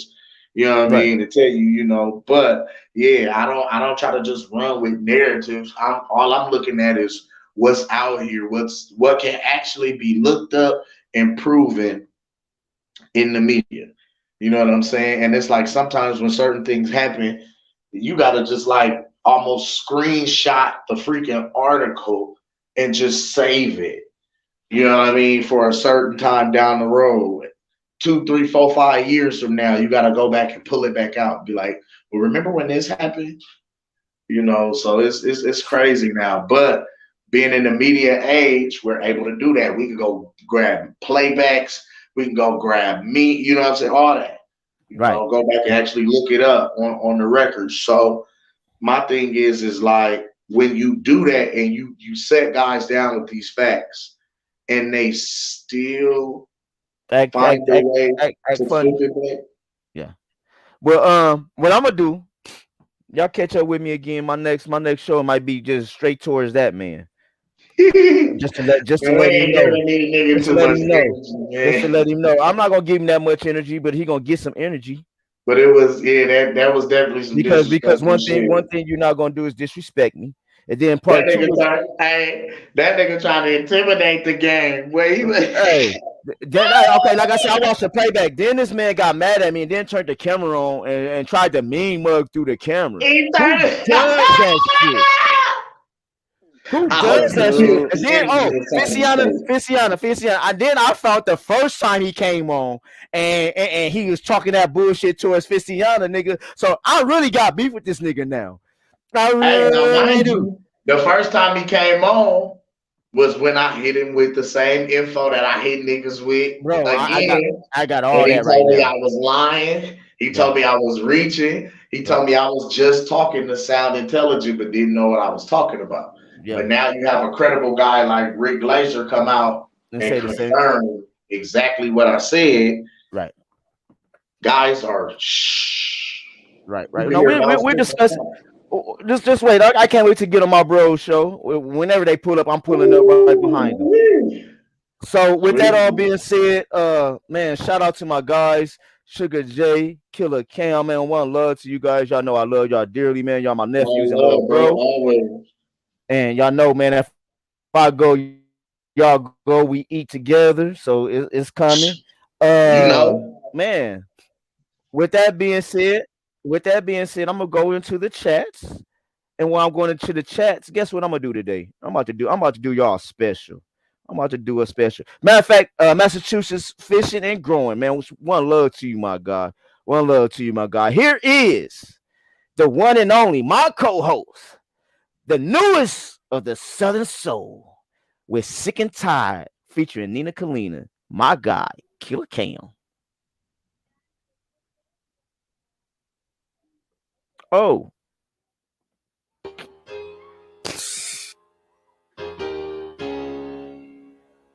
Tired of going through it, tired of going through it with you. Tired of going through it, tired of all the pain. Tired of going through it, tired of going through it with you. Tired of going through it. I'm sick and tired of arguing. I wanna tell you that I'm leaving. I could just say you love a man and turn around and mistreat him. Leaving. I'm sick and tired of arguing. I wanna tell you that I'm okay. I could just say you love a man and turn around and mistreat him. Leaving. I could just say you love me, think you love me, then turn around and act ugly like you don't trust me, then say fuck me. Try to talk and now she holler, don't touch me. Try to ask a question, now she huffing and puffing. Like, baby, I ain't did nothing. She roll her eyes like Kim, I know you still outside thugging. You not worrying my husband, cause I need gifts and trips and buy me roses by the dozen. Like diamonds and pearls and trips with my girls. Only thing you give is deep dive with the swirl. And I can't lie, boy, your loving is good. How you won't wanna get rich, but you won't leave your hood. Scared of greatness, I'm tired of basic, I can't take it. Every time your phone rings, it's another demonstration. I don't take this. I'm sick and tired of arguing. I wanna tell you that I'm leaving. Tell him, Cam. What happened? Could you say you love a man and turn Huh? around and mistreat? Killa Cam. Hey, we call him the cheat code, y'all. And this is why. How could you say you love a man and turn around and mistreat him? Nina Kalina. Your fingers not like you ain't got no flaws. I was sitting home waiting, you was dodging calls. Niggas checking for me daily, I was dodging balls. Loyalty cause you my baby, nigga, knock it off. If you wanna leave, then go and leave. That's not a friend to me. Cause see, you always start a problem, want me to solve it. That's your recipe. But not this time. Leave your keys, get your kids, and get your shit. Make it quick, 1-2 step, like Sierra in this bitch. See, you wanted a housewife, and you want the street life. I can do math, baby. That don't add right. Say add right. Chill with all that extra hype. This is not Nintendo. You do not get an extra life. You about to need an extra wife, cause this one done had it. This loves the stick shift. I need that automatic. Arguing, get your stuff and just leave it. Man, she killed you, Cam. You tell me that you love me, baby, I don't see it. If you really tired of arguing, get your stuff and just leave it. You tell me that you love me, baby, I don't see it. See it. Hold on. And y'all know I gotta get my y'all see me doing it too. I gotta do one more for my guy. Hold on, no. It's on the right. Yeah, I see it. I got it. I'm coming out. I got it. Man, now I'm about to I gotta go through my what's your name. My baby tripping. Hey, my guy came in. Stepping out. Hey, y'all know what it is. It's time for me to go through the chat. Time for me to go through the chat. One love. One love, here we go. One love to my guy, just the guy. DJ Mecca is what we call him. One love to you, Phil. Thanks for coming through. One love to my nigga Mecca, just that guy. Al Moolah, baby. One love to you, my guy. Man, OG Blood. One love to one love to the OG Blood, man. Let's Super Skills. One love to you. Yes, indeed. Let's Super Skills, man. One love. I didn't see your comment till late, man, but one love to you. Hey, one love to my nigga B-Mac. Say it, Cam. It's the B-Mac, baby. One love to one love to the Mac, baby. One love to you. LeBron, 9817. One love to you, man. Hey, man, one love, LeBron, man. Hey, he been rocking with us from the jump. XO Factory. Man, thank you for coming. Y'all go like and subscribe to the XO. Hey, man, like and subscribe, man. One love to my nigga XO, man. Go like and subscribe to 50 in the Fight. Go like and subscribe to the Unbiased one. Man, go like and subscribe to the First Podcast. Man, even go like and subscribe to my guy IOTBA. One love, man. Everybody say it, baby. Silence King, one love. Silence. One love. Mr. Gold, Mr. Warren, Mr. Q, L Boogie, General Big Fish, thank you for coming through. My guy Boxing. Hey, one love, my guy General Big Fish for stopping through, man. Man, one love to y'all, Mr. Warren. One love to all my guys, my OGs. Man, Boxing, yes, sir. Go like and subscribe. Man, I had fun today, man. I got to watch the youngest get into it. Oh man, that was a good debate between the young cubs. Of It's Boxing to You. So man, I enjoyed you guys, man. Hey, one love everybody in the chat, man. That came through, bro. It's a beautiful thing, man. I appreciate y'all rocking with us. Make sure you hit that button Hit the like button, baby. Hit the button, baby. Like and subscribe, baby. Share this shit. Get your cousins, Hit the cousins. like button, Get your baby. cousins, cousin to get on us. We own this shit. Tell them, Cam. Why? Because what? We still in there, baby. Still in it, baby.